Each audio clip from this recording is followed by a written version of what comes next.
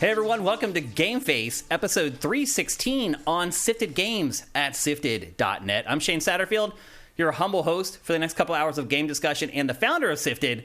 Alongside me to what I believe be a part of an awesome show today is Matt Kyle. What's up, Matt? Not much. When don't you think the show is going to be awesome? You think it's going to be awesome or you think it's going to be short? Those are your two options. It's never short. Well, since I'm the one who puts the show together and does all the pre-production for the show, of course, I think every episode is going to be awesome. I am most certainly a biased source for the quality of each episode of GameFace. There's no denying it whatsoever. Source revealed to me in a dream. Exactly. I'll be honest with you, though. We do have a great show today. A bunch of stuff happened over the last week. Almost too much, honestly. Kind of like last week. Where Stuff did happen. It did. Our show last week was like 3 hours and 20 minutes. We cannot do that again. We're getting out under 3 hours today. Faux show. But we do have a lot to talk about. There's tons even just in the housekeeping for this week's episode because just so many small stories also happened this week that we want to get into in today's show before we turn the page on to next week's episode. So we shouldn't wait too long screwing around. How was your week, Matt? Did you anything special happen for you this week or to you? Not a whole lot. Wait, I saw Blu-rays of your films downstairs. Oh yeah, they're there. I mean, that was a few weeks ago. That's awesome. But, yeah, they're the director made Blu-rays. He's industrious that way. Yeah, they look great. Recorded director's commentary for them and everything. That's awesome. Was the director's commentary longer than the actual films? Well, no, because it fit. But the special features where he shot all these behind the scenes interviews and stuff, that is longer than the actual films because the films are only 10 minutes. Right. Yeah. So you shoot a lot and have to cut it way down ultimately to get the time. But I thought it was great seeing your work in hard copy form, even though no one cares about that physical media anymore. No. I thought it was pretty awesome to see it. Yeah, that's cool. It's just so we have it. Yeah. It will not be on Amazon or anything. Yeah. You can't go into Best Buy and buy it or anything like that, but it's cool to have. Yeah, we just made them for us, pretty much. That's awesome. One note before we really get going here. Last week's show, it sounded like there was a record running off the entire episode. There was this weird kind of static in the background of the audio that, in hindsight, someone said a couple people mentioned it offhand in the chat, but like we didn't see it. If you ever hear anything like that on the show, let us know in chat. We will stop the show and fix the issue before we move forward. So anyway, I had to do a lot of work on last week's audio, and it was like an extra long episode. It made for a lot of post-production work on the episode. So if you ever hear anything in the audio, or if there's a weird camera glitch or something that's going on with GameFace, let us know in the chat. And if we don't recognize you right away, keep telling us, because we will eventually see it and we will eventually stop and get the issue fixed before we move on. Now, I'll say this. I got here early today and did a ton of audio tests, and I cannot replicate the problem from last week. It seemed like it sounded great to me. I'm hoping that's the case for you guys. But again, if you do hear anything out of the ordinary or see anything out of the ordinary, always let us know. We're willing to stop down and get it fixed so that the rest of the episode sounds and looks as good as possible. The soundboard's quiet quitting. The what? The soundboard is quiet quitting. I think that's what the problem is. I think our soundboard is slowly dying. And the way electronics die is they typically just don't stop working. They start acting weird before they stop working. And I think that's what's happening with our soundboard, which means we're probably going to have to buy another one. Sound Wizard says it sounds like an XLR cable issue to me. We did tests on all our XLRs. They are fine. I don't know. There's a ghost in the machine somewhere. Before we get going, though, I do want to thank people who have hooked us up with Twitch Prime early on in the show. There's a bunch of you guys. Johnny Hurricane, what's up, man? Hope you're doing good. Rosencrantz, thank you for subscribing at Tier 1. Greetings from Iceland. We have someone from Iceland that watches our show. That's amazing. The wonders of the internet, without a doubt. Johnny Hurricane, thank you for Twitch Prime. Hope you're doing great, man. We're getting to that point of the year, Johnny, where you and I are going to start playing some games together, I think. So those of you who don't know, Johnny Hurricane, which isn't his real name, but I'm not going to share what his real name is because he can share that.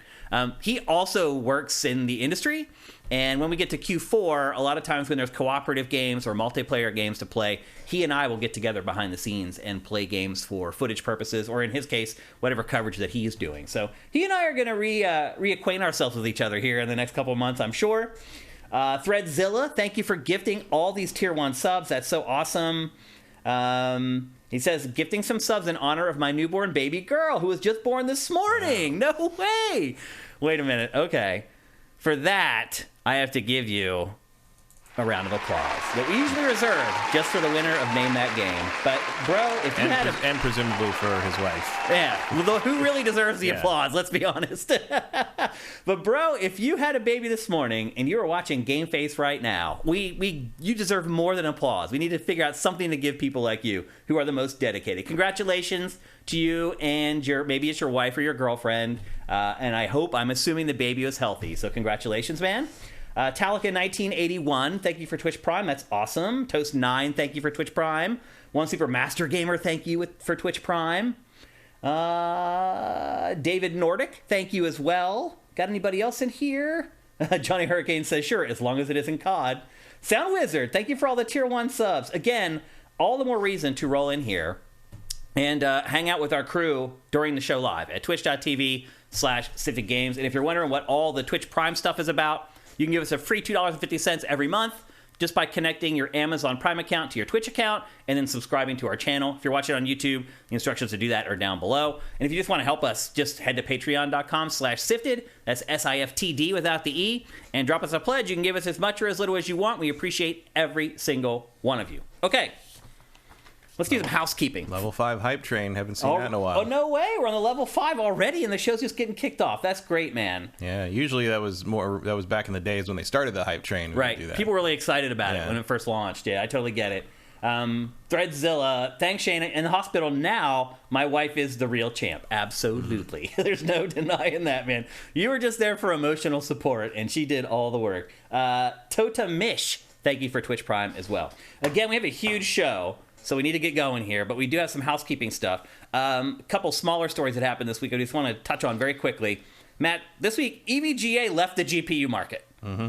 I don't know about you, but I would guess probably more than half of the GPUs that I've bought in my life have been manufactured by EVGA. At least. They had become like a reliable brand for me, because a lot of times you get like these third-party card manufacturers. You don't know how quality they really are. I always felt like I could count on that company to create a good product. It's crazy. Like, who would have thought someone would leave the GPU market right now when it's hotter than it's ever been? Well, no, it's dropping now. Right, because crypto is... Because crypto is not recovered, by the way. No, it's not. It is not recovered. It's still sitting at like around every 20... bubble's got a burst point. But as like... The stock market has come back, and inflation's not moving as much, but gas prices have come way down. Like, crypto has not rebounded like everything else has. No, well, because for a scam to work, you have to keep getting new people involved. That's true. And that has basically stopped. Well, when it's a pyramid scheme. Yeah. When anything. You always have to have... Pyramid schemes are obviously the best example, and that is how NFTs work. I mean, that's really what crypto is a pyramid scheme. Some of it, yeah. You wait for other people underneath you to buy in, and then you cash out when it goes up. The blockchain tech is legit. Oh, yeah. Oh, yeah, for sure. Yeah. But the way crypto is used is more or less a way to cash out at the top and leave the people at the bottom holding the bag. And a lot of people wised up to that scheme, especially with that. I mean, NFTs, I think, hastened that. Yeah. That was a little too transparent for most people. Yep. And the bottom dropped out of it a little bit. There's still money in there. If you're already heavily invested, there's not really much you can do about it. But everyone's gonna hodl and hope that comes back eventually. And hope it comes back. Yeah. I don't know. We'll see. It's been interesting. But that is. I mean, on the upside is that. Well, the upside is I didn't have anything in crypto, and the other upside is that you can get graphics cards again for reasonable amounts of money. Although don't buy the used the one. I guess they're fire selling them out of crypto like mining banks and stuff. Like you don't want those cards. I actually read that there's no wear and tear on cards at all on crypto from crypto mining. That depends on who you ask, but I would still buy a new. I did some research because I'm looking at a card right now, and most experts that work at like the big tech websites say that there's really no wear and tear on graphics cards. Like either they work or they don't, and the amount that they're used really has no impact on that. They're like, now sure, somebody who was running a crypto farm could have spilled a soda or something on their cards. That could affect them, but if they're actually good working cards, they should be fine. But that's my research. Who knows? So anyway, EVGA leaving the GPU market, that's a big deal. Yeah, well, this seems to be because they're not happy with their treatment from NVIDIA. Oh, as a partner. That was what they said. Like, NVIDIA was an abusive partner, basically, and they're not doing this anymore.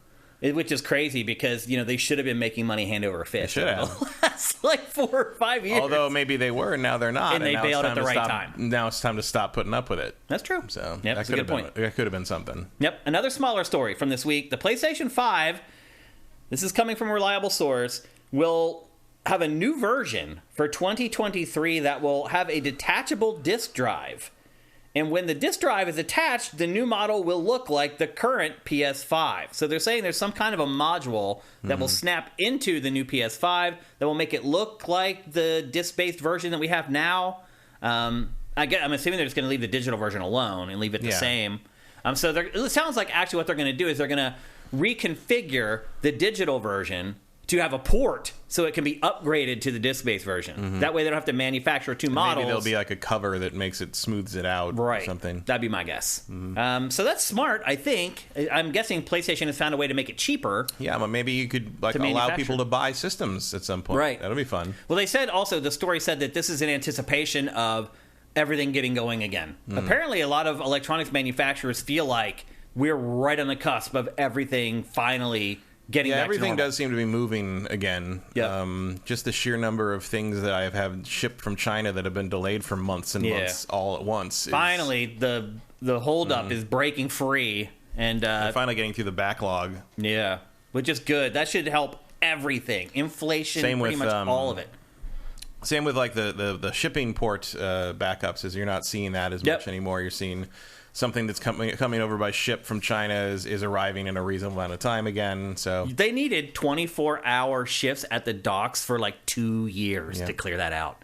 That's insane. That's how long it took with 24-hour shifts around the clock at the docks to get it caught up. But at least they were making good money doing it. Yep, absolutely. Yeah, double, triple time. Yeah. So, and then finally, of the smaller stories, and maybe this should have been an actual topic in episode 316, is that G4, the new G4, just laid off half its staff. A lot, 20-ish, I think. Oh, there's only 20?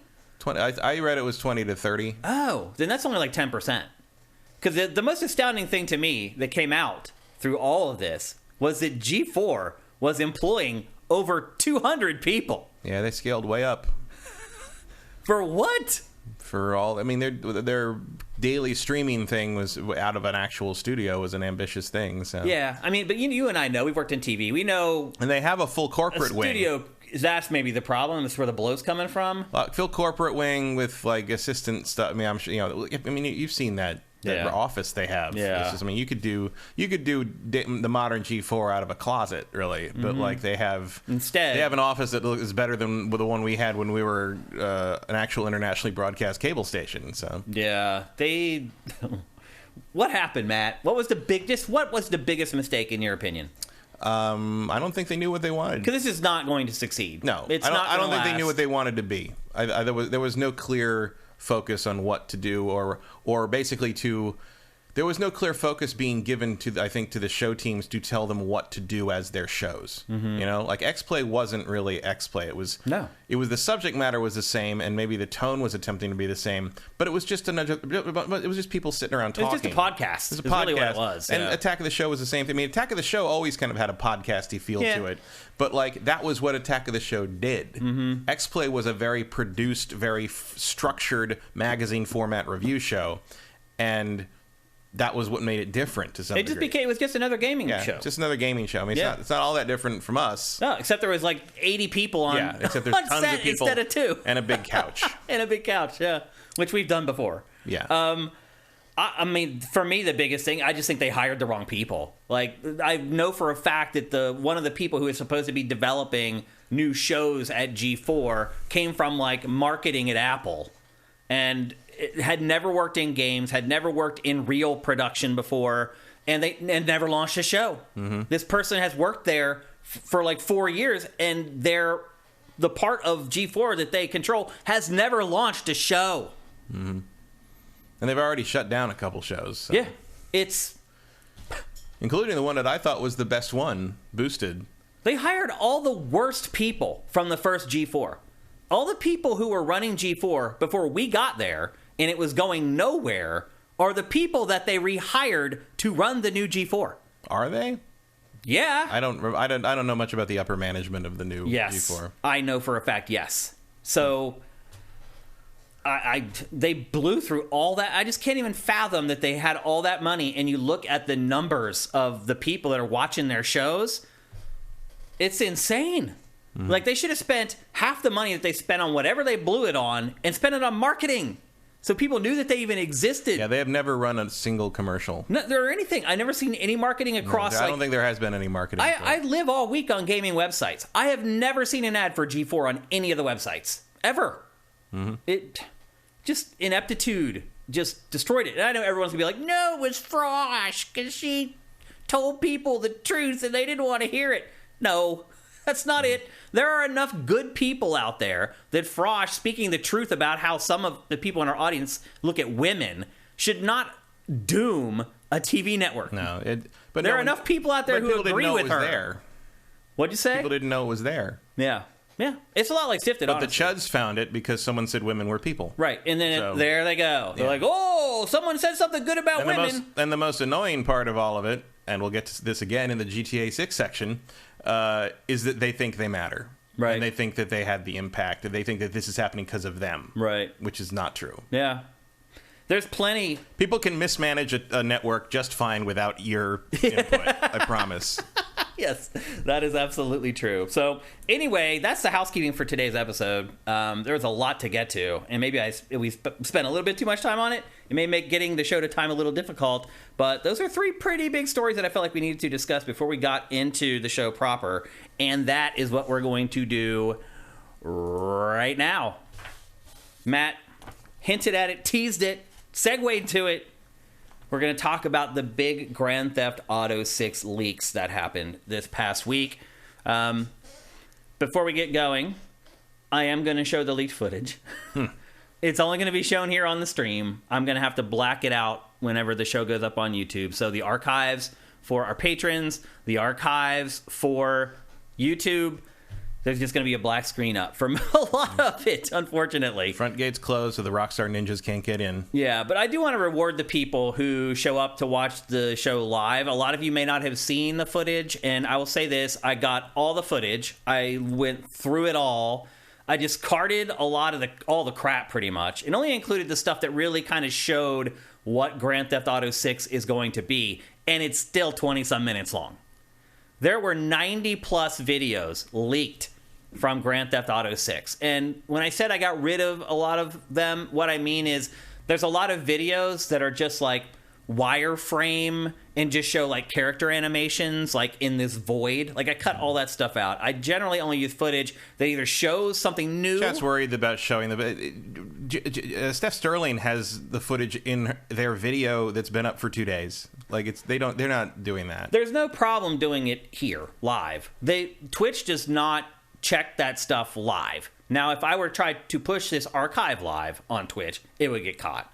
Or if I tried to run this footage on YouTube, it would get caught. Because from what I've been told, Rockstar has protected all that footage now on YouTube. Yeah. So but the only thing I've seen Rockstar going after is the raw postings. Yeah. Like using it in videos when you're talking about it has been left alone. I mean, let's be honest. That's fair use editorially. We should be allowed to use this footage as long as we're talking about it. It's legally, but am I going to go to court against Rockstar's legal team? That's what Rockstar counts on. Little guys like us being like, you know what? I can't really afford to spend like $200,000 defending ourselves against Rockstar's lawsuit, so I'll just avoid the lawsuit altogether. And that's what Rockstar's counting on. And they're right. We're not going to leave it in the archive. We're going to black it out so people can't see it. But for you folks here today, we are going to run all of it. All that matters. Again, another reason to show up and watch GameFace Live every week, because you never know what you're going to see on the show that other people are never going to see. So anyway, I'll just get this footage going, Matt, and we'll talk over it, because the way it's organized, there's no good way to do it. So again, there's a lot of debug code over this stuff. The other thing I'll say too, before we get going here, is don't rag on the game for how it looks in this footage. This is the way games are made. This is how games look. And honestly, when they're in development. For a pre-alpha, this looks amazing. It really does. Parts of it really look amazing. I've played stuff this early before of games I will not tell you which ones they are, and they didn't look like this. Like it was like trying to read the Matrix through the green code screen. Like this is extra, because clearly you're using a lot of GTA 5 assets as placeholder here. Mm-hmm. This is incredible as far as like something this early. Like and it just proves like, I don't know if there's an enthusiast community in any kind of pop culture area that knows less about how the thing it loves is made than gamers. Yeah. Like, it really is crazy. It is astounding how stupid there's so many developer docs out there. Well, they'll walk you through it. They'll show them working on their terminals. Like, you had people that were actually saying, like, oh, no, visuals are always done first. And so this is what it's going to look like. And it's like, I am impressed by how confidently wrong you are in all the ways you could be wrong. It's astonishing. The ignorance. Yeah. On display in the last few days, it's been pretty bad. Astonishing. Yeah. This game is probably 3 years out. These are also the people and we don't even know when this was recorded. This could be a year old. This could be older years old. Yeah. We don't know. Yeah. Like, they're clearly using old assets as placeholder to get the gameplay right and get the features right. Someone pointed out in a discussion about old Assassin's Creed stuff today that I saw online that the original like art and like mock-up stuff of Assassin's Creed Origins had Edward Kenway as a placeholder in it, because that's how long ago they started working on that game. You can't judge anything that early. The people who are saying this stuff too are also the ones who think they know everything. Yeah, and they're the ones who are out on social media acting like jackasses when they don't know shit. Anyway, this is not actually a hacker that got this footage. Let's just lay something down right now. It's a child. About hackers. Hackers really do not exist. Like, the way we envision hackers of the guy who goes in and like tries to find a hole in the code and codes his own thing to get in there. The cyberpunk Decker is not that is a fantasy. Yeah. Hackers really are just manipulators. They figure out how to get into places by manipulating people. Yeah. They either fish with an email saying, "Oh my God, your account's been hacked. Please input your login credentials here." Yeah, I get that stuff all that. You know what I would think is really funny? Most recently, all the stuff I've gotten in terms of like the phishing scams have been, you just won this like expensive like hardware or tool item. Like, put in your information. Like, does that work on like dumb guys? It works on some people. Big tool sheds. If it works on 1 out of 1,000. Oh, I need a portable generator for free from this Walmart email that somehow came from rd6859 at whatever.net. It's like, I mean, I'll be honest with you, man. I have some older relatives in my family that will absolutely fall for stuff like that. Yeah, true. I mean, it's just the way it is. So this guy did not hack into Rockstar's servers. It did not hack into Rockstar's website. It basically just sent emails to people who worked at Take-Two and finagled their way onto Rockstar Slack. Mm-hmm. And then once they got into the Slack, they just started searching for media where the developers had been sharing stuff saying, "Hey, I'm working on this animation routine. What do you think? Here's a clip." Here's how you know it's real, because he has to pick up every single piece of money. Yeah. That's pure Rockstar. And I think that's going to be in this game. Yeah. I think it's going to be annoying. That's their lesson from Red Dead Redemption 2. It's like, we have to make everything more tedious. Right. That's what everybody wants. Well, when it sells that well, what does it tell you? Right. It tells you did the right thing. It tells you people will put up with that for a good story. Yeah. It tells me. So anyway, this was not a hack. Like, the kid ends up the kid's 16 years old. Yeah, he did the same thing to Uber earlier, apparently. Yep. And wanted to see if it would work on something he cared about. And it did. And there you go. Surprise, surprise. It's just funny how, and these are people who work at Rockstar and Take-Two. Yeah, these should be much more tech-savvy people, but you never know. I mean, I gotta hand it to the kid. He's 16, and he got this stuff, like, that people have been thirsting for like 8 years. And then he spent some time trying to sell it. Trying to ransom it to Rockstar, and Rockstar wouldn't play ball, so he just started selling it to random people. Yep. So anyway, as I said, there are 90 I feel clips. like there may be repercussions for that. Oh, he's going to get in trouble. They'll catch him eventually, for sure. I think they may have caught him, actually. His parents better hope they're not in a state where they're responsible for his actions. I think he's been in trouble for this before. Like a couple years ago. Yeah, this is, I'm sure, not his first rodeo. Yeah. To get Rockstar stuff? Absolutely. So anyway, there are 90 clips, and I did go through all of them, and there are some things that I've gleaned from the 90 different clips. Again, when you see bugs in this... Yeah, clearly this is how it's going to come out. This is not what the game's going to be like. I hate that I have to keep saying this, but this is not what the final game's going to look like. This is them testing animation and things. So But I did manage to glean some information from looking at all the clips. First of all, Vice City in this game is set in our time. It's not set in some weird alternate 80s like it was in the past. It is set in modern day. Rockstar is saying development will not be impacted. I saw some people on Sifted saying, "Oh, they need to trash all their engines and start all over." No, they don't. No, they do not. They do not need to do that at all. They will keep on keeping on. Yep, this won't affect their development of this game at all, other than to take a couple days to try to shore up any holes that were exposed through this whole thing. But for the most part, maybe discipline Brad for clicking on some things he shouldn't have clicked on. Yep. It stars both a male and a female protagonist. The guy is named Jason. The woman is named Lucia. You can tap down on the D-pad to switch between the two characters. It also seems like when one character grabs like loot or items, some things are actually shared between the two characters. So it doesn't seem like there's going to be like a strict line between the two where one only gets one stuff. Not in this. There might be in the final game. It could be. And that's the other thing, too. All this could change. Yeah. Because the game, as Matt pointed out earlier, is still probably 2-3 years away. I think that's probably a pretty good guess. Yeah, I mean, they've said 2 years, but I'm guessing, that can obviously slip. Yeah. Rockstar doesn't release anything till they're ready. Yeah.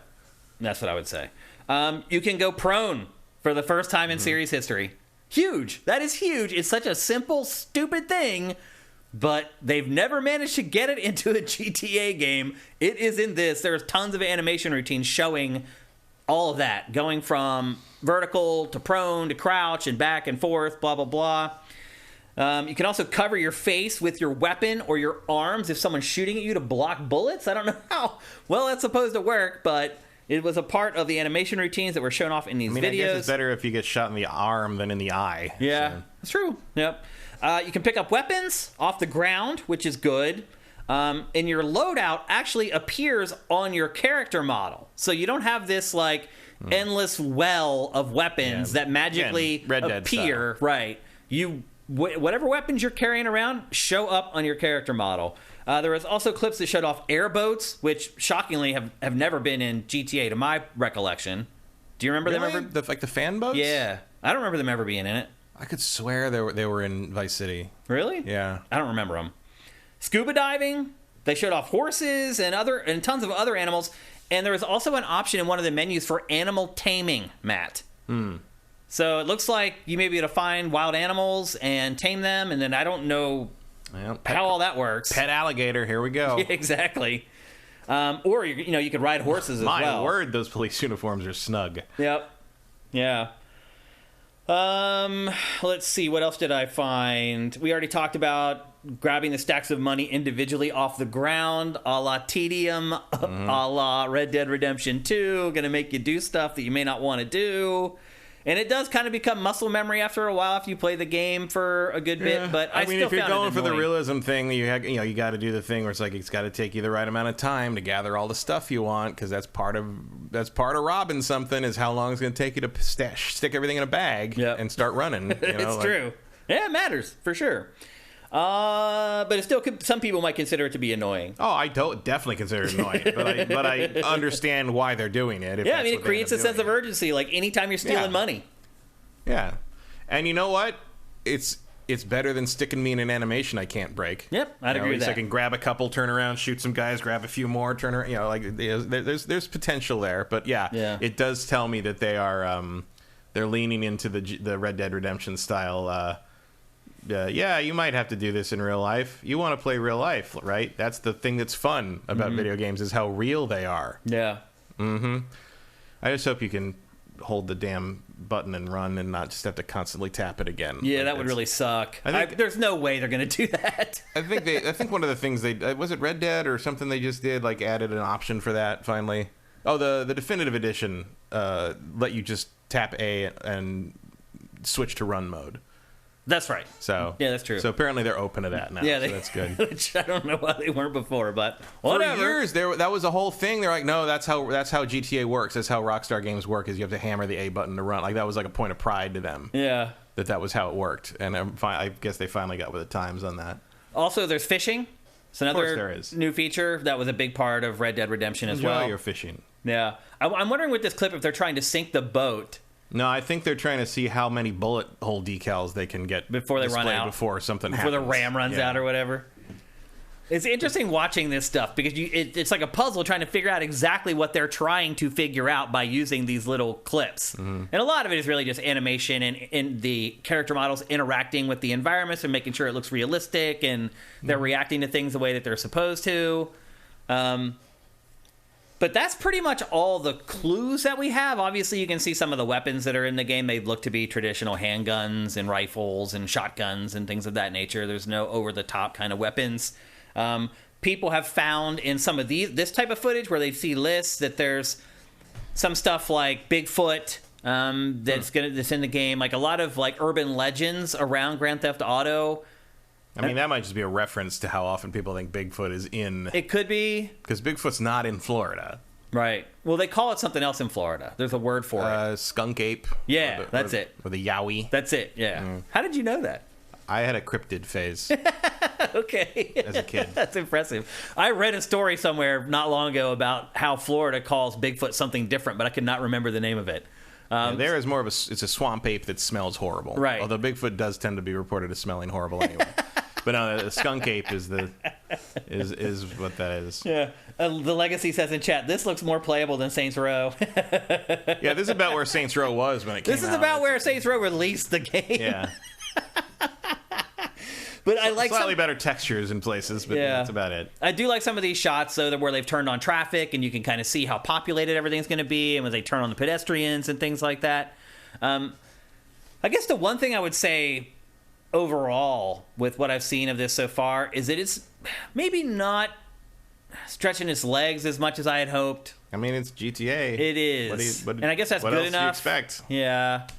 I don't know, after 8 or 9 years, maybe I expected something a little mind-blowing. But what? And there could still be. Obviously, it's still years away. The mind-blowing in this game is going to have to be the systems. It's going to have to be what you're doing or the empire you're building or the overall larger stuff, that kind of how they all interact together or how you interact with people and that kind of thing. Because you can see the Red Dead Redemption 2 like conversation system a couple places in this, so that's a step. Yeah. But like, the baseline of what GTA is always going to be the baseline of what GTA is. Like, nothing in this is mind-blowing because it's just GTA. Like, when of course that's what's going to be. The thing that makes GTA 6 interesting is going to be the scale, the scope, the strategy to things, like the systems and how they interact. Like, will they, the heist system in GTA 5 was a really cool idea, but you only do it twice. You didn't use it. And you're railroaded through story through it. You never get to plan a heist on your own.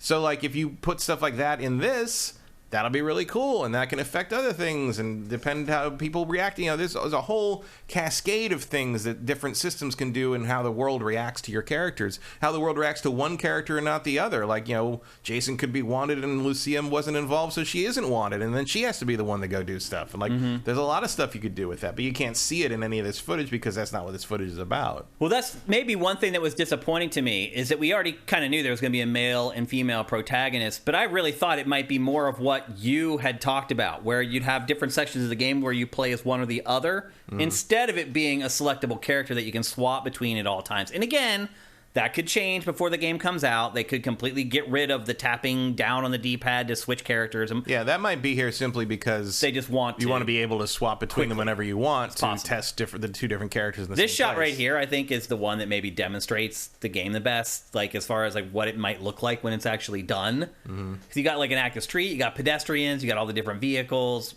sort of running on their animation routines and blah blah blah. But again, it's Grand Theft Auto. Like, I don't know. I'm not seeing a crazy creative spark, I guess, is what I'm a little disappointed in. But I wouldn't expect it at this stage. Yeah. And again, I can be wrong. They can slide stuff in there, or that stuff just wasn't in this footage. There is that stuff, but it just wasn't a part of this treasure trove that this kid uncovered on Rockstar's Slack or whatever. I mean, that stuff you add, that's like top level stuff you add later on once everything's working properly. Yeah. And again, I think the one thing everyone needs to remember is visually, do not take this footage for what the game is going to look like. This is as rough as it gets. Visual polish is the last thing. Yep. Because you don't do that until you're sure everything's in place. Yeah. Like when you're not necessarily happy with it. I mean, Rockstar can do it after they're happy with everything because they're Rockstar and they have basically infinite time and budget. But you have to basically lock everything down and say, okay, this is what the game is. Now you can start polishing everything up visually and make it look pretty. Yeah. And then, but until then, look at the people have been posting Sea of Thieves early like pre-alpha and alpha stuff, and like all the player characters, all the pirates are just like big blobs with googly eyes on them. Like it's just like they don't do that until it's, you know, there's no reason to do that work until it's done. You know, it's like someone made the comparison of like, it's like looking at a building that's half finished and complaining about the paint. Yeah, you know, it's not. That's a good analogy. It's not what you start with. Yep, and of course there always has to be a strip club in GTA. Yeah, I mean, no surprise that one. Where else are you going to have the third mission? Right. Yeah. No surprise that of 90 clips from this game, that one of them was from the strip club. I think we could have all counted on that. One Supermaster Gamer is asking if we think it's going to be cross-gen. I would be very surprised. And by the time this comes out, I don't think cross-gen will even be a thing anymore. No. I think it'll just... If anything, it would be cross-gen next gen. Right. It'll be cross-gen with PS5 and PS6. Yeah. Not PS4. Yeah. I don't think so. If it were coming out next year, absolutely, it would be cross-gen. In Rockstar, I would also argue, would be one to push it farther than other developers and studios. As far as, like, most studios have given up on PS4 and Xbox One... I could see Rockstar being like, nah, we're good. Like, we're going to support those consoles for another at least 6 months, longer than everybody else. But I think by the time this game comes out, even that will have run out of time. Yeah, and I wouldn't even really think that. I think that they're going to see this as the launch platform for the new online thing, and kind of your Trojan horse for getting people into that, and they want that to be the new gen. Yeah, I think they'd stick to next gen even if it was next year. Yep. And obviously this footage backs up a lot of the leaks and the rumors that have come out for months now, that it is set predominantly in Vice City. Again, that there are the 2 different playable characters. A lot of the stuff that has been leaking out over the last 18 months or so has been borne out in this footage. So a lot of those leaks were accurate, which is encouraging. Because if we report them on GameFace and they're not legit, we end up looking pretty bad. So... it's good to see that the stuff that we decided to pick up and talk about on the show ended up being accurate.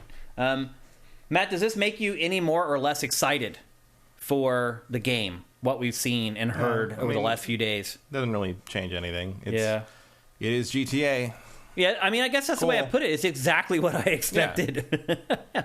Like, that's what makes some of the reactions even more baffling, is how it's like, what did you think this was going to be? Like, what, you expecting jetpacks and superpowers? Like, what? It's just... yeah, I think it was going to be like crazy sci-fi or something. Like... and of course, the usual response, the people freaking out that one of the characters is a woman. So, Rockstar's gone woke. It's because woke just means anything that focuses on someone that isn't a white straight male for 5 seconds. Pretty much. Yeah. That's probably the most accurate definition of it. Why do people care? Because the culture war gets clicks.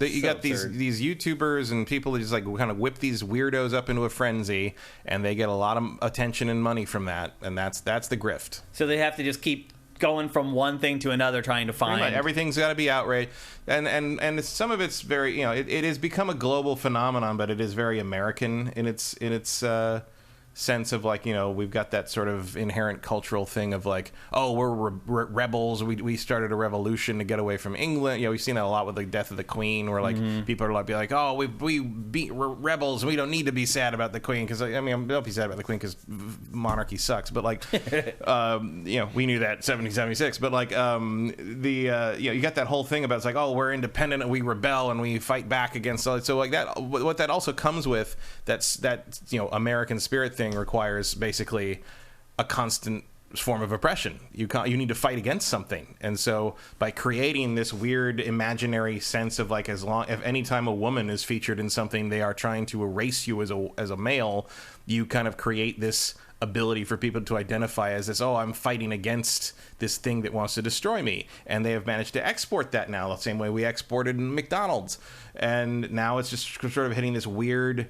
it's not critical mass because there's so few people who... You know, yeah, clearly all the strip clubs are in here for wokeness. Could you imagine going through life like this? No, I cannot. How miserable must you be? Just day in and day out, just miserable. They seem miserable. Because you're just looking for something to give you misery every day. Yeah. It's bizarre. You need to find it to justify your identity. It's really nuts. So, and like, imagine like thinking, you know, and some of this got triggered by when Rockstar removed the transphobic stuff from from the previous games. Right. I guess that was their favorite part. That was the warm up. Yeah. It's like it's just not GTA if it's not making fun of trans people, I guess. Yeah. Yeah. So I would expect the discourse around this game to become as toxic as Last of Us 2 did. Wow. Because of that. I'd be surprised with GTA. Not. Absolutely. You're going to have people that are just claiming that this is a watered down, woke, go broke, like GTA pretender. While they all buy it. While they all buy it and spend, just like the Brie Larson thing, there's going to be like 5 videos a day about it because that's what sells. With all that same. Gotta get on the outrage train. Yeah, the same thumbnail. It's like, GTA destroyed by logic. Matt, I would rather live broke in a cardboard box on the side of the highway than live my life that way. I really would. It would be a freer existence. I mean, it would just be a better existence. Yeah. It's like, no thank you. At least you wouldn't have to listen to these fucking people. Yeah, anymore. it's true. But anyway, the footage is winding down. These are the very last clips that we have from Grand Theft Auto 6, and probably the last clips that we're going to have for the next 2 or 3 years. Yeah. Well, I mean, there'll be trailers and things, but like when Rockstar's ready to share it. But yeah, I wouldn't expect that for a while. Yep. So anyway, as promised, I just delivered you all the clips worth watching from Grand Theft Auto 6. It does appear that we have a couple questions in the chat that we're going to get to here. AJ the Legend Watson. So ultimately, what did the hacker gain from this? Well, right now, 15 minutes of fame. He hasn't gained anything yet, but he is trying to extort Rockstar and Take-Two because... Well, that already failed. Now he's trying to get people to send him Bitcoin in exchange for the source code. Because he claims that he has the source code for both Grand Theft Auto 5 and Grand Theft Auto 6. And there's value to that. There's no doubt about it. Yeah, there are definitely people who want to look at that, but I don't think anyone... he's like trying to sell it to like other developers and publishers, and I'm like... Yeah, I feel like they probably don't want to get brought up on charges, so you're probably not going to get a lot of takers on that one. Well, the sale could go through no problem. The thing is the person who's buying it can't really repurpose the code because they'll get caught. So... Like, the only thing to do would be, like, to study it. Right. To see how Rockstar's doing certain things and then apply that to your knowledge base. Yeah, and I don't know how much of that is really a mystery. Replicable. Because if it's built into Rockstar's proprietary engine, how does it work in your engine? Does it not? Yeah, like you're trying to replicate some of this stuff in Unreal 5, and to be honest, you're probably already able to replicate most of that in Unreal 5. Yeah. Like, Epic has thought of a lot of this stuff. Yeah. Like, GTA is one of the prime suspects for something people are going to want to duplicate features from, so a lot of those features, even if they're not done exactly the same way that Rockstar did them, are going to be in most game engines. Don't forget also that CD Projekt Red has an agreement with Epic and Unreal Engine to help build the engine for open world games. It's a partnership that those two have together, and so there's really not a lot of appeal to taking that risk. Yeah, there's not. So it doesn't surprise me he has no takers. Yep. It's not like there's a lot of love for Rockstar in the industry outside of respect for what they've achieved in game design, but like, I don't think you're going to get anyone who's willing to do that. Put all that stuff, all that on the line. Like, it doesn't make any sense. But to your question, if he fails to sell this, and he could find someone to sell it to, let's be honest, like Matt, there's a lot of rich people out there, man. Yeah, like maybe Elon wants that instead of Twitter today. Yeah, exactly. I mean, somebody like that maybe will buy it. But if he falls short of selling it to someone, then he really has gained nothing from this at all, other than notoriety. And we didn't even mention his name. So... And that's how we roll here. Yeah, people do stuff that's illegal. We're not going to mention their name. And, I don't even know his name. So. Well, we're not mentioning it. It is in our notes here. Well, actually, you don't have my notes, but I'm not going to mention the guy's name. Why would I? Because always he's either looking for money or notoriety. We'll all know his name once the cops break his door down. Once he gets arrested. So. Yeah, absolutely. So, to answer your question, really nothing. Like, I feel like this kid is just a mischief maker, and he's just like trying to see what he can get away with, and he hit the mother load this time. But he has no place to go with what he got from it. So, and most of the stuff is out there anyway. I just ran it in our show for free. He didn't make a penny off of us. I don't think that there is any reason for him to do it other than the notoriety. Yeah, the audacity is impressive, but you suspect some of it is because he just didn't understand the scope of the situation. It just shows you how simple sometimes it can be. And he seems like weirdly surprised that it got so big. It's just like, it's GTA. Like it's the biggest video game ever, dude. Like, of course, I mean, he wouldn't have done it if he didn't know it was going to be big. Yeah, but he was like there was an element of like, oh, I didn't realize we were going to get like mainstream coverage and stuff. I was like, yeah, it's GTA. Okay. Everybody reports on GTA. Very goose here. Can't believe Sifted is woke, even just mentioning women. Sheesh. I mean, that's kind of where we're at this point. Pretty much. I mean, with that certain segment of people. That, and I've noticed the people, they'll use woke as a replacement for a slur they want to use. No. When they say that Disney has cast a woke actress as the Little Mermaid, that means the actress is a person of color. Yeah, you know what woke means there. A minority. Yep. Vincent asks, do you think Rockstar will accelerate its marketing plan a bit because of this leak? I'm not sure what he's going for there. I don't know they haven't even released a trailer yet. The marketing plan hasn't happened yet. Yeah. So I don't think so. I don't think they really need to worry about that too much. I mean, this GTA. They can do whatever the hell they want. Just handled the first round of marketing for them. All they need to do is put the logo up on their Twitter, and they're going to get talked about for 5 days. Seriously. So, it doesn't matter. The logo or the box art for Grand Theft Auto 6 will be the biggest story of the day. If there is one thing that is bulletproof in this industry, it is GTA 6, no doubt about it. enough. So they can do whatever they want. Minority Games, do thick dyes save lives? I don't know. Cinetyke, these hacks are not constructive to be sure, meaning it's not going to help the game become better in any way, I'm guessing. No, or anything. I mean, what does it accomplish? Nothing, really. Yeah. I mean, Rockstar could look at the feedback. It just poisons the discourse on the game early so that the trolls can get their ducks in a row, so when they actually do start marketing it, they can be ready with all their bullshit. Yeah. I don't know. I do think Rockstar can maybe take some feedback from fans that they're getting watching this footage. This is like a really early focus group test for Rockstar. And obviously you have to sift through the idiots and to get to the real people who really care about your product and really care about making your product better, and versus just the angry people.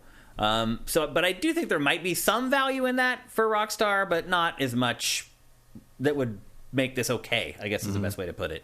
It's not enough to rationalize all this information getting out there, particularly the source code for the last 2 GTA games. That's really the big one for Rockstar. That is what's probably keeping Rockstar and Take-Two awake at night through all of this. So, biggest leak ever, Matt? Yeah, it's up there. Yeah. I mean, that Nintendo leak was pretty huge. I mean, the but NVIDIA a lot of it was leak after the fact. Yeah. And NVIDIA leak was more like just like general info. But it's all ended up being right. Yeah, but like the source code of a major game is probably the biggest thing. Game. Yeah. The biggest game of all time, yeah. I would say it's probably the biggest leak in the history of the games industry. And that's saying something because we get leaks every week now. It's really crazy. It really feels like people have let their guard down as far as like sharing information about things. Well, some of this I think is kind of part of the distributed workplace, the work from home thing, where it's hard to That's true.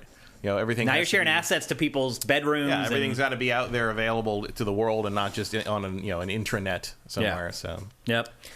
Big story, no doubt about it. To answer the question I asked you as to whether it increases my interest in the game or decreases it, I hate to admit it, but it does decrease my interest in the game a little bit just because there wasn't something obvious there that kind of is going to set the world on fire. Then again, Matt, you're right. But it is going to set the world on fire because it's GTA 6. Well, because it's GTA. But, I mean, like, as far as, like, there being, like, this big thing, like, oh, my God, I can't believe they're doing that type of thing. Yeah, but what would that have been at this stage? Well, that's what they're paid to do. I mean, we're not Rockstar. Right, but at this stage, what would that have been? Like, if I knew that, I'd be worth $1 trillion. But what I'm saying is all this footage is basic walking around, getting on the ground, shooting things, testing animation, getting in and out of cars. Like, they weren't testing anything that would have been part of whatever new systems they have in this, other than the flattening themselves on the ground. I get that the game could come out and it could have all this stuff. I'm just saying not seeing it definitely dampened my interest a little I just think that's weird because I wouldn't expect to see anything like that. Like, those kind of high-level concepts are not going to be in this kind of early footage.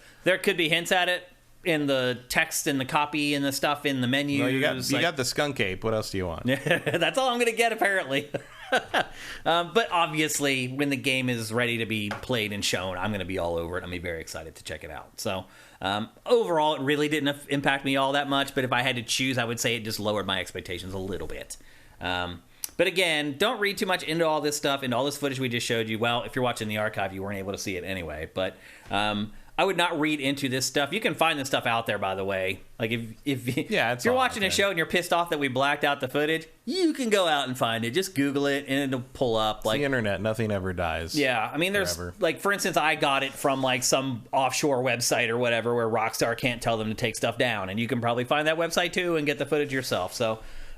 However, I did do a lot of work sorting through all that footage because there's a lot. There's 90 clips overall, and probably 60-70% of them are just trash and not worth even watching. So I did do you guys a service for the people who showed up to watch our show live at twitch.tv/siftedgames. Okay, anything else, Matt, you want to add before we move on? I don't think so. Okay, let's move. We're going to talk next about a little show called Tokyo Game Show that used to be a much bigger deal than it is now, Matt. It's the first time they've had a real in-person Tokyo Game Show since 2019. And initial data from the show itself says that the audience was down 47% from 2019. Their total numbers, when you see them, seem good. I think it was like 130,000 people came through until you realize that that's one day at Tokyo Game Show normally. Yeah. So the numbers were basically cut in half as far as in-person attendance. And if you watch any of the clips from the show floor, it was like lots of masks. Like it felt like rolling back in time here, like 9 or 10 months ago. Japan's still in a lot of COVID management period. So part of it is that. Well, the other thing too is that they've been wearing masks for a century now in Japan? Yeah, it's been more of a cultural thing to wear masks. Like if you get a cold in Japan, you don't just go out of the house, you put on a mask. And it's been that way for decades. Ever since I've been going to Japan, it's been that way. And I'll admit, the first time I went there and got in the subway and saw a few people scattered around the train with masks on, I was like, whoa, like what's going on?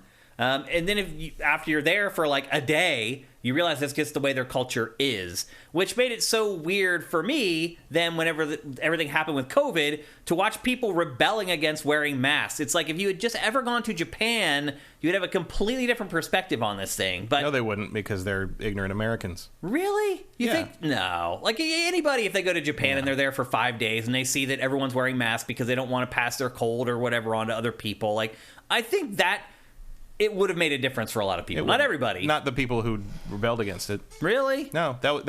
Those were just, almost everyone who rebelled against the mask thing was just the usual "fuck you, got mine, don't care about other people" thing. Like that was the problem. Is an empathy disconnect. It's not empathy disconnect and a lack of understanding of science. But they don't care if they get anyone sick. Yeah. That's the problem. It's not that they don't understand that. It's that they don't care. That's possible. Yeah. Like, that was what was made very clear in a number of arguments with these people. I felt like they just didn't like being told what to do. There's some of that, too. I felt like that was the core of it all. They're like, you can't tell me what to do. No, we actually do tell you what to do all the time. But then, like, you're like, well, we're telling you what to do because this is how you're going to not get someone sick and possibly kill them. And they're but like, well, I don't care about the main that. Justification was to not, that's why they wear them in Japan, is when you're sick, you wear it so you're not breathing on other people to get them sick. Right. And most of the people that rebelled against that don't care about other people. Yeah. Or at least not the people that aren't their direct family. Yeah. So that was part of the problem. Yeah. It's a cultural difference. There is more of a collective culture in Japan. We're a bunch of sociopaths. Yeah, pretty much. Tokyo Game Show. Rugged individualism leads to not giving a shit about whether the other person on the subway gets sick from you. Yeah. That's just how it is. Yep. And it's not right, and it sucks, but that's where we are. Yeah. Tokyo Game Show used to be a gigantic deal that could easily float an hour-long discussion on any podcast. Now, used to justify a 2-week trip to Japan with like 20 of us, like a bunch of it. Yeah, we would roll there with G4 thick with like 20 or 30 people to cover. And it was one of the loudest places I've ever been. Yeah. I remember the first year I was there, we had to get like one last few sets of shots on like day 2 or 3, and so Ryan Vance sent me back in to get B-roll, whatever, and I remember standing in front of those double doors and having to kind of like steel myself to walk back into that giant concrete hangar where it was just sound, like it was walking into a wall of sound. It can be overwhelming after a while. TGS wears you out for sure. It was right. And then you also are traveling like an hour. Yeah, we took like an hour and a half. We stayed like at a nice place, but it was like an hour and a half away from Akahari Mesa, and it was just, so we were always taking the train but we have to get up really early to get there on time. And then the worst part was when you got to Tokyo Station, you had to do like a switch that was like from one train to another train on the other side of the station, which is like a mile and a half. It was like more like 2 miles underground. And it was just like, it was bizarre. Oh my god, yeah, it was brutal. And then one year we finally we're just going to switch hotels. Finally, we're going to stay out by Makuhari. Because we shoot other episodes just in Tokyo, and then like we're like, okay, when we're going to TGS, we'll just switch to one near the convention center. And oh my god, it changed our lives. It does. You can get up like right before you have to be there, and like we're like, why did we do this for so long that way? Because being in Tokyo is awesome. Yeah. But anyway, TGS has. I mean, not just because of the COVID pandemic. It had been falling in stature for a while before COVID hit. It basically became a mobile game show at one point. Yeah, but I wouldn't say it had a bit of a resurgence other than for just the fact that they did it in person this year. But content-wise, it did kind of fall in line with what we were getting pre-2019, where there's a few big stories based around Japanese games, but not a lot of Western penetration there at all, though Xbox did go, and Phil Spencer was there, and he did some interviews with the Japanese press, which is good. Yes, for the most part, Vincent, TGS always had the first day was always media day. Yeah. And then the first day was just us, and then the next 2 days were just madness. Mm-hmm. So you tried to get everything done you could on the first day. You saved the other days were done. We did host wraps up on the balconies and shot the crowd, and people were there when you needed the action. Yeah, because on the first day you try to get all the business with the hands-on stuff. You do the interviews, you play the games, you get through the lines, all that kind of stuff. And this year, kind of the same deal. There's a handful of stories that we're going to talk about from Tokyo Game Show. Nothing like mind-bendingly, mind-blowing, really. First up, we did get a ton of information on Street Fighter 6. We have the final roster of fighters for the launch version of the game. There's going to be 18 characters available at the start. We also found out that a closed beta is coming October 7th through the 10th. That will include 8 playable characters and multiple modes. However, it will be next-gen only. Capcom also announced a mode called Extreme Battle Mode that basically lets you customize your matches with all these weird and wacky variants and options. And then, other than debuting the opening roster in this trailer, Ken was kind of the featured playable character at Tokyo Game Show. They put out gameplay of him. They let people play as Ken, which, as you all know, is basically just a Ryu clone, with subtle differences between the two guys. They're pretty drastically different these days. Do you think so? Oh yeah, they play. You got to play Ken very differently from Ryu. Yeah, I'd agree with that. But they still have a lot of the same moves. Well, they're Shotos, so they got their fireball and their. But those all behave differently too. Yeah, the timing's a little bit different. Well, I mean, I'll be honest with you. I always played Ken instead of Ryu, so there you go. Why? Because they're different. They're not exactly the same. Any surprises in that 18 character lineup for you, Matt? Anything that you're missing or you were surprised that they included? For a while I was like, oh, that's surprising. I was surprised that they had shown all the originals except Zangief. Mm-hmm. But then he showed up in this. Yep, he's in this. Yeah. So yeah, the original 8 all there. My guess is that beta is just the original 8. Oh, I think they'll be new. Oh, you think so? Oh, definitely. Yeah? Definitely. Because there's people who don't care about the original 8 and want to see new characters. So really? There'll be new characters, for sure. Yeah, I guess not everyone's as old as me. A lot of people may prefer the new characters over the original 8. I'm like the same with Pokemon. Like the original 150 are really all I care about. The rest are just like, I like some of them, but for the most part, not as much as the originals. And then they showed off a lot more of the single-player mode that you're seeing here, which is kind of this weird, almost Punch-Out style like campaign where you create your own character and you start rising through the ranks of Street Fighter. I mean, let's be honest, it's got to be better than what they've had for single player in the past. It can't really be worse. You don't think? We'll see. You think it's possible? Creative fighter stuff is tricky. It is. The costuming and all that kind of stuff. And what the moves are, and do they feel generic? Do they feel like their own character? Do they like what are you doing with that? Are you doing a Soul Calibur style, where you just choose a move set and graft it onto a custom body, or you picking the moves? Like that doesn't usually work too well. Are you gonna do like a generic character like Mortal Kombat used to do? Like there's a lot of questions there. Vincent says closed beta roster is Ryu, Chun-Li, Luke, Jamie, Guile, Kimberly, Yuri, and Ken. So a couple new, but mostly OGs. That's actually a good mix. I think that makes sense. Some people in the chat are saying, why only 18 characters? WWE has 130 characters. WWE sucks. It does. It's poorly balanced, and the people who play it aren't as discerning as the people who play Street Fighter. Also, how differentiated are all those characters? They all have like one unique move or two unique moves, probably. Like, whereas these characters are all completely different. Yeah, every move they do is unique, except for Ken and Ryu. But as we said earlier, Ken and Ryu are from a similar template, but they are not remotely similar. Yeah. So, like, even their normals are completely different at this point. Yeah. So, those are completely different designed characters. Balancing Ryu and balancing Ken has got to be done separately because they're not the same. Yeah, it's definitely two different jobs, no doubt about it. Any of the characters... I do think it's funny how they're leaning so hard into the cutesy Blanca thing when that was like Ono's thing and he's gone. Oh, right. It still shakes me that Ono's not working on these games anymore. It's pretty crazy. Any characters that stood out for you, either for looking especially good or looking especially bad? I think Ken looks interesting. I like how Kimberly looks. And I like Guile has usually been my guy. So he's your main usually, but you never know. Like Guile changes drastically from game to game pretty often, and so I don't know how I'll feel about him in this. I didn't like him in 5 very much. Okay, so we'll see. But Kimberly, I think, is the most interesting to me because she seems to fit the theme the best. Like, she's got the graffiti thing, which is I love her. I haven't even got to play her yet, and I already love her. So she'd probably be the first one I try. Yep. I'm excited for this. This is the most I've been excited for Street Fighter since, well, probably 4, I guess. 5 never got me hype. I don't know if it came too quickly after 4. 5 was so piecemeal and launched so it was weird. It was weird. It was like this. It was like trying to like Street Fighter 4 just like was like a drag racer, just like took off from the start. And Street Fighter 5 was like trying to like sit in somebody's Pinto while they figured out how to drive manual. Like it was really bad. Pinto. Don't hit it from behind. No. And like eventually they got it someplace, but by that point it was sort of over, and like you couldn't get anyone to come play together. It was just sort of if you weren't into the tournament scene or playing online all the time, Street Fighter 5 never really got off the ground. Yeah. And the arcade stuff and all that stuff didn't really do anything for me. The single player modes didn't really do anything for me because I don't care about the story of Street Fighter. I'm sorry. Like, they've never had an interesting story. The characters are archetypes. The characters are fun in and of themselves.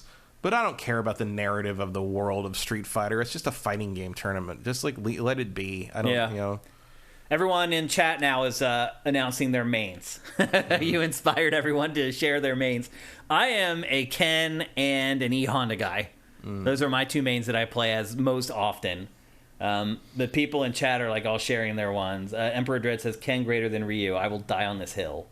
Well, Kevin Rafa asked... That depends on the game. Yeah. Kevin Rafa asks our favorite TGS moment of all time. That's a tough one. I don't know. I mean, I just think being in Japan for TGS are the all my TGS moments are things I can't tell you about. Yeah. Yeah, I have had some moments in Japan for Tokyo Game Show that, hey, I won't share with anybody. You go out with the Japanese, it's a different night out in the town. That's all I'm going to say. And it's a fun night out in the town. But I don't know. Do a head count. Yeah. Going out to the alleyway every year to check out the cosplay, that's a big highlight for me. The breezeway. Yeah. In between, like, they have like a walkway between the 2 main convention hangars, as Matt called them. And that's where all the cosplayers hang out. And cosplay was gigantic there way before it started getting big here. So I would always go out there and check out the cosplay. And that was a whole different level back then. Oh, yeah. Now you see that pretty much everywhere. Yeah. Back then it was Japan just like, only. Like that was where you'd see people with like, the wings, the Sephiroth wings that actually opened. Yeah. And things like that. I remember the first time I think I saw that, like, just around at a Western convention, American convention, was at PAX. Yeah. PAX East. That's where it started really PAX taking off. East 2011. One girl was dressed as Morgana from League of Legends in the Baker outfit, and she had working wings. And I'd never seen anything like that outside of Japan. Yeah, then Comic-Con has started, like, picking it up after a while, but, man... That girl's probably, like, 40 now. Yeah. That's amazing. It is amazing. But Japan, it all started, man. So, like, seeing the first really good cosplay there, that was always a highlight for me. Yeah. For sure. And just eating. Like, there's a pork cutlet restaurant across the street from Makuhari Messe that I still thirst for. Yeah, that place that Justin Keeling took us? Yes. Yeah. Delicious frickin' pork cutlets that I still... It's just in like a mall on like the 5th floor. Yeah. It's like it's nothing. You sit there like, this is the most amazing katsu pork I've ever had. Like it's... Dude, the breading on it was like perfect. that thick. Like the sauce is amazing. So good. Yeah. Anyway, go to Japan if you can. Yeah, Japan. The food in Japan. Almost all my greatest Japan memories are food related. Like it was just the ramen that Adam found. Yeah. With all the pictures of Godzilla on the wall. Yeah.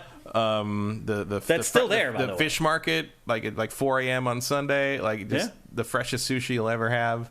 Yep. Just straight incredible. out the water. Yep. Emperor. Let's see. Wait. I'm going to announce all your mains. AJ the Legend Watson. I've always been a Blanca guy. Matter of fact, Ken here as well. Kevin Rafa, Blanca. The Big Smoke 82, Rio / Ken, LOL. Barry Lomax, I'm upset Sea Viper isn't in it yet. Give it time. I think that'll happen. Very Gooster, Ken. A lot of Kens. I'm kind of surprised by that. Shneaky says MK greater than Street Fighter. Them airs fighting words. Those are fighting words, actually. Are there any other ones? Nope. Those are all your mains. Okay. So anyway, a big blowout for Street Fighter. I think it's looking pretty darn good, and I'm pretty darn excited for it. I'll just put it to you that way. Next up, Resident Evil Village Shadows of Rose DLC. Pretty much got all the details. The big story that Capcom shared was when this DLC is released and everyone has played through it, that will be the end of the Ethan Winters family saga. So Resident Evil is turning the page. There's going to be new protagonists, I'm guessing, that will lead back to Chris. Yeah, it may be. Because, I mean, he's a part of this story anyway. Mm-hmm. But, yeah, so if you have enjoyed your time with the Winters family, and I have, I've really enjoyed all of the games that starred Ethan. It's time to turn the page. They're moving on. This DLC has 3 pillars to it. There's like a third-person mode. There's the DLC, the Shadows of Rose DLC, which is a story-based content, which, again, closes the saga on the Winters family. And then what is the third one? Is it like new mercenary stuff, I think? Maybe. But there's basically 3 pillars. When they got to multiplayer, I kind of tuned out. Yeah. But third person might make me go back to it. That's one of my only real issues is I don't like the first person. A Village. A Village. Yeah. Or 7, for that matter. It looks like they've done a lot of work on it. Yeah. It's not just like we're just going to pull the camera back and show you the character model now. So there's more to it than stuff that. happening here. Yeah. Overall, it feels like this DLC in general is pretty meaty. Yeah. And definitely worth checking out when it's finally ready to come out. And I did not write down the release date for it, and that is my mistake. But I do think it's coming pretty soon. Did she use like a box right there to attack those? She's like a freeze power, yeah. With like a magical like Pandora's box or something? Yeah, it was like something like a music box or something. Yeah. Oh yeah, there it is. So Mercenaries Additional Orders. That was the third pillar, so I had it right. I'm pretty excited for this. I hardly ever get excited for DLC. Also, you can play as Lady Dimesk. Of course you can.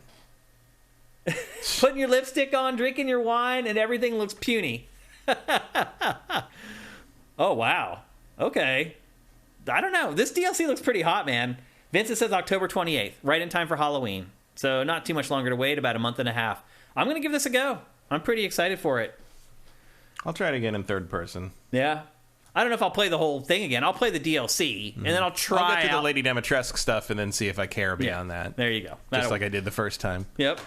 So anyway, that's Resident Evil Village of Shadows, Resident Evil Village Shadows of Rose DLC, again coming October 28th.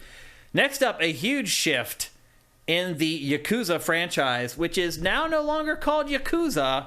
Yeah, they're using the Japanese title now. Yep, it is now called, even in the West, Like a Dragon, which is what it's been called in Japan for a really long time. Why do you think they ever decided to go with the Yakuza name for the West? Because it was easier to explain. It was a shorthand for what it was about to a Westerner.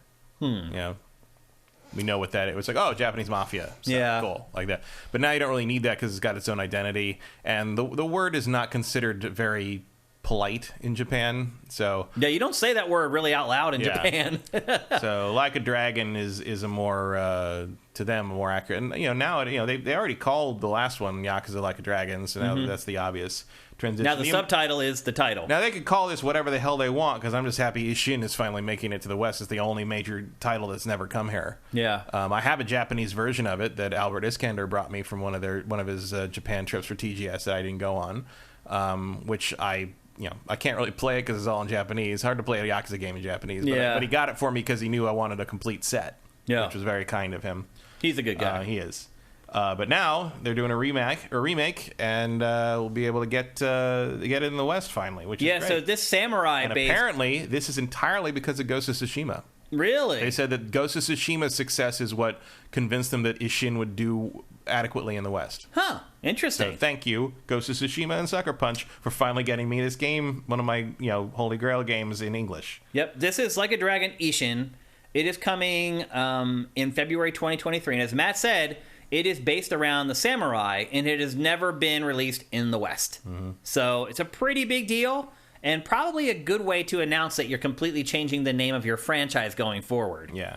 But that is coming pretty soon in February 2023, early next year. Another game for early next year. And then Sega also teased the next entry in the Yakuza franchise, Like a Dragon 8. This is just a teaser. It just shows a couple characters from the series. Sega also announced that going forward... It's funny how that is an iconic thing now, that gate in the That's street. all it takes, to know exactly what it is.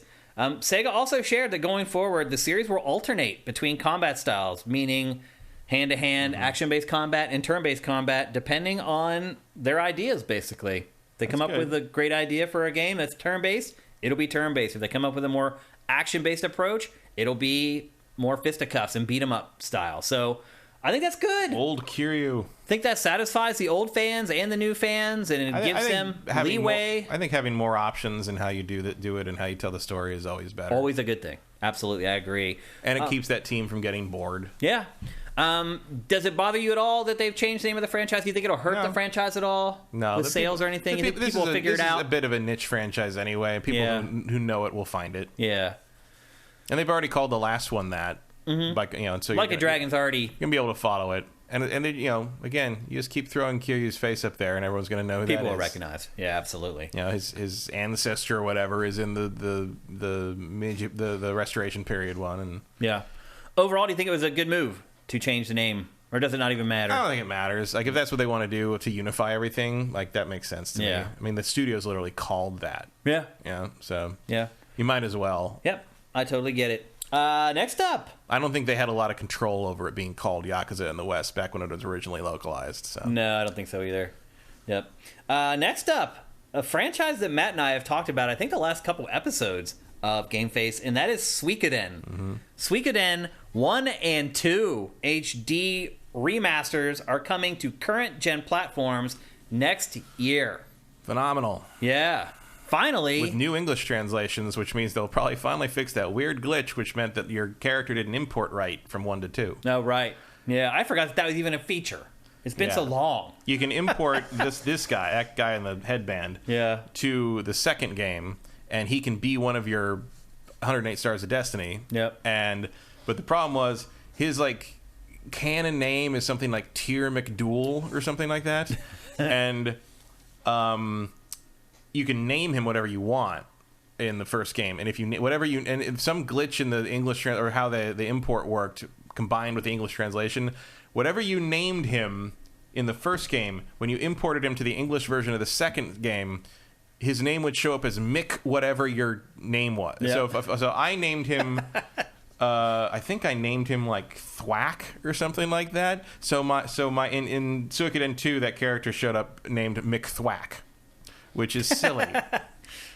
That's pretty. Or maybe actually, I think it shortened it because there was only so many characters. So it might have been McThwa. Oh. So I'm assuming that feature will work properly now. Yes, I would guess that it would. That was a source of some comedy, but it was back then. There was a lot of talk of what do you name the character in the first game so the import name doesn't seem stupid. Yeah.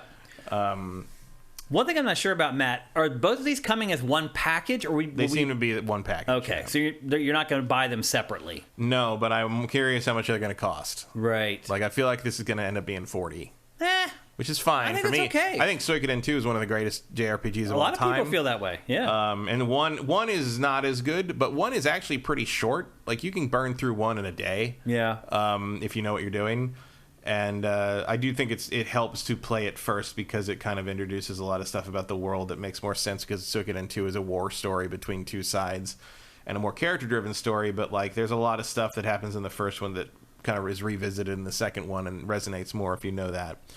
But these are great. These are great games. Yeah, people seem to be pretty confident that Konami will do a good job on these. I'm not sure why that is. The team on this is very dedicated. Okay. They've kind of assembled a team of fans, it seems. Okay. So I think it'll be okay. All right. Also, there's no fog to screw up like in Silent Hill 2, so we should be okay. Yeah. And then they talked about how there's teams at Konami that want to make more Suikodens.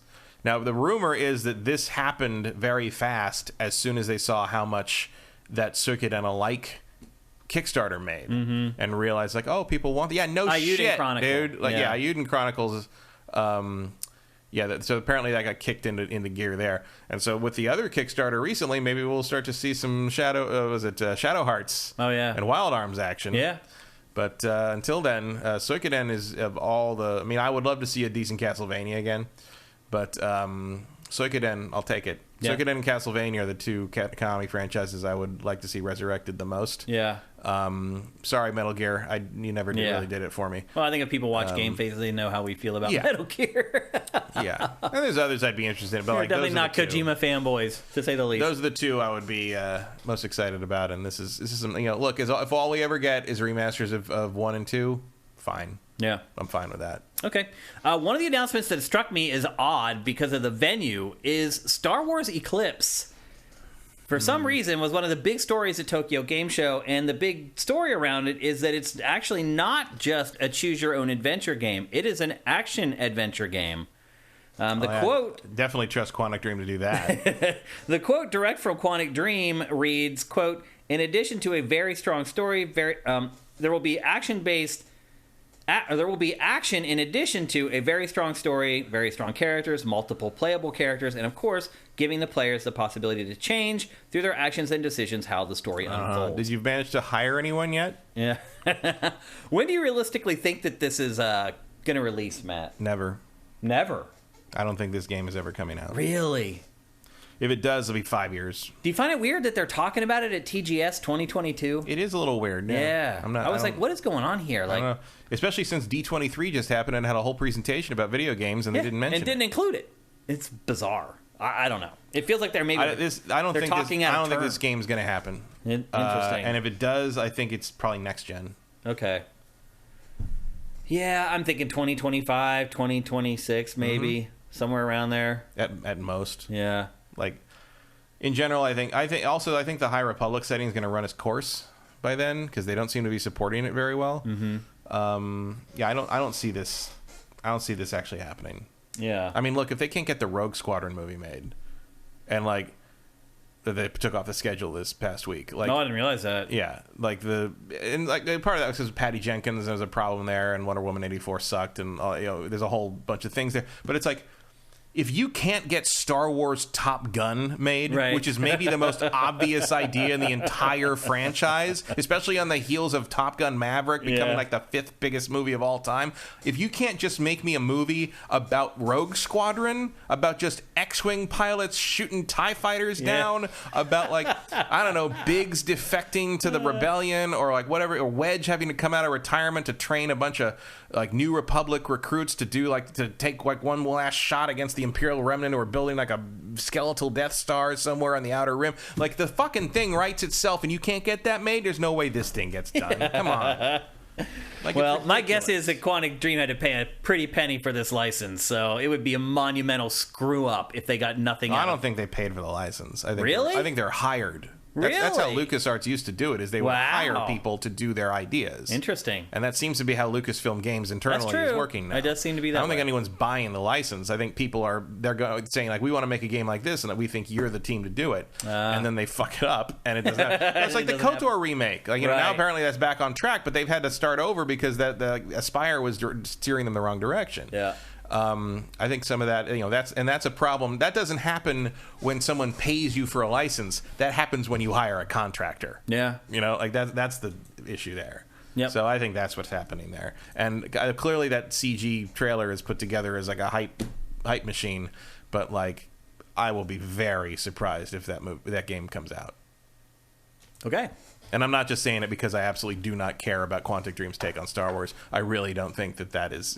So many Star Wars projects at this point do not make it to fruition unless it's like Disney Plus. And even then, you shoot your mouth off long enough, instead of starring in, the Rangers of the New Republic, you're going to end up in a Breitbart movie. So, like, watch your mouth.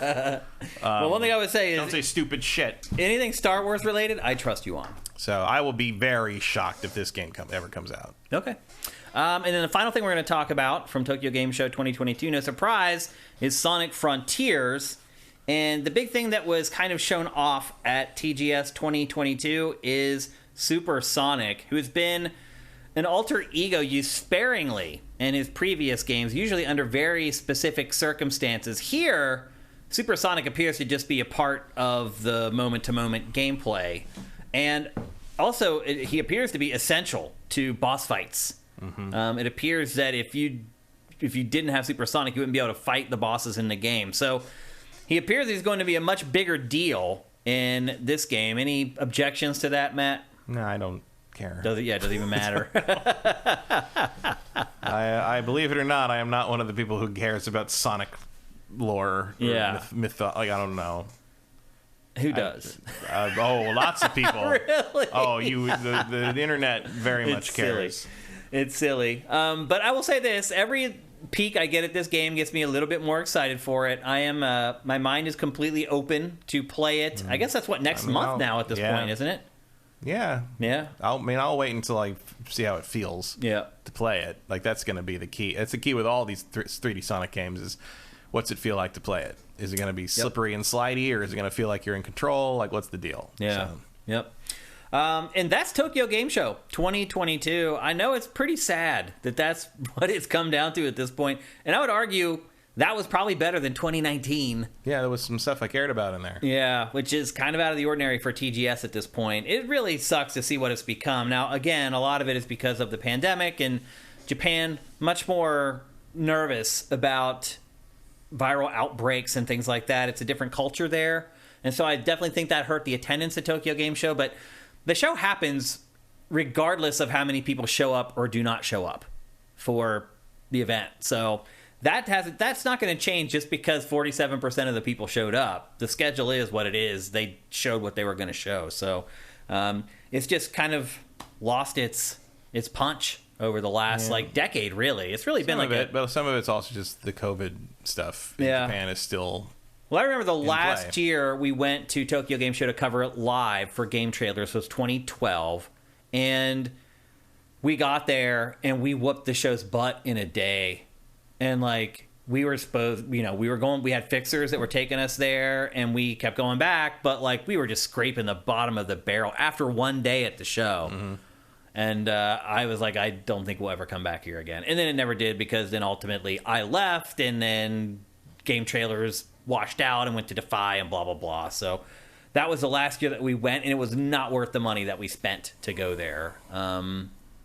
So I don't know if it would ever be worth the money to go there again, unless you just want to go and just enjoy Tokyo in addition to going to a game show. I would definitely recommend, if you're going to go to Japan, like try to plan it around TGS so you can also go do a day or two. Plan it around TGS or Comic-Con. Yeah.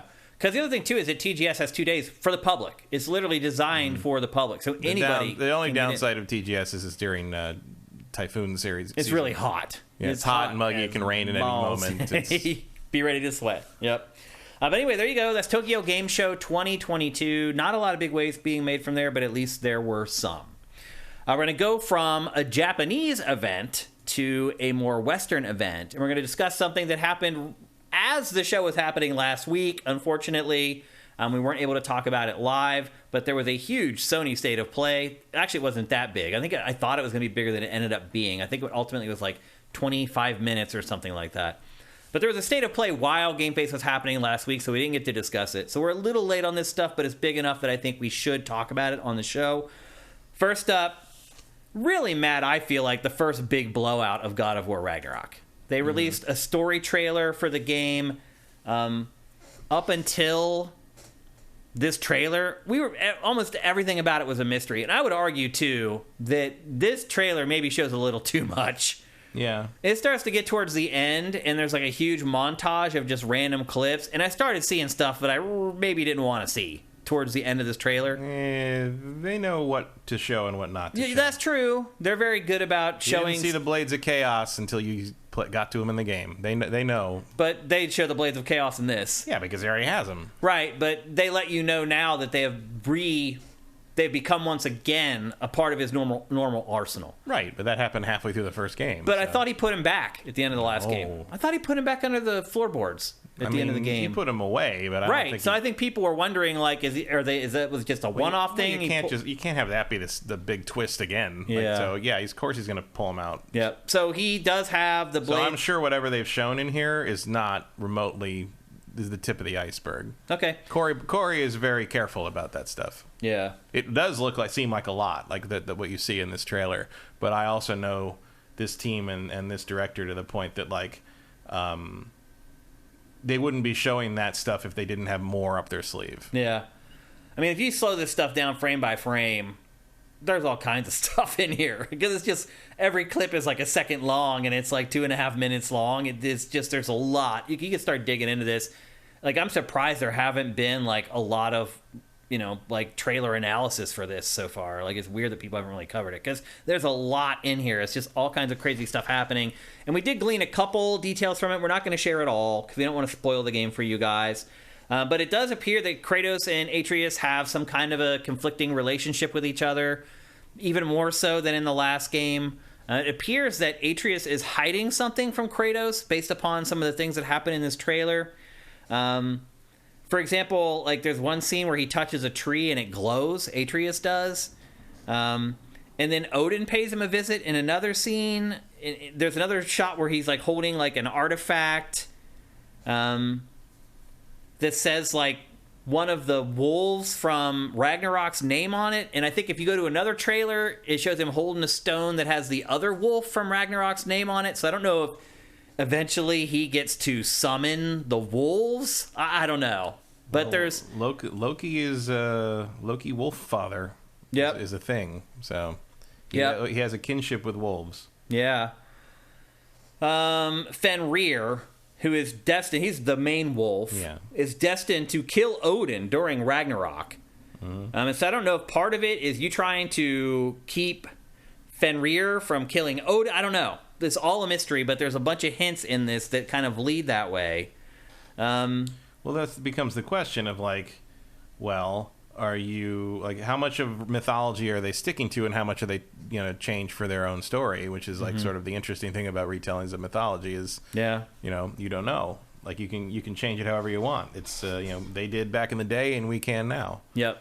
And, of course, there's still, I don't know if we've seen anything about the confrontation that is hinted at the end of the first game where Thor shows up at his door. Right. So we'll see how that goes. That's true. Kevin Roffa asked, do you think we will fight Odin? I don't see how we'd avoid doing it. I mean, I don't know. It feels like you're on his side, or at least Atreus is on his side.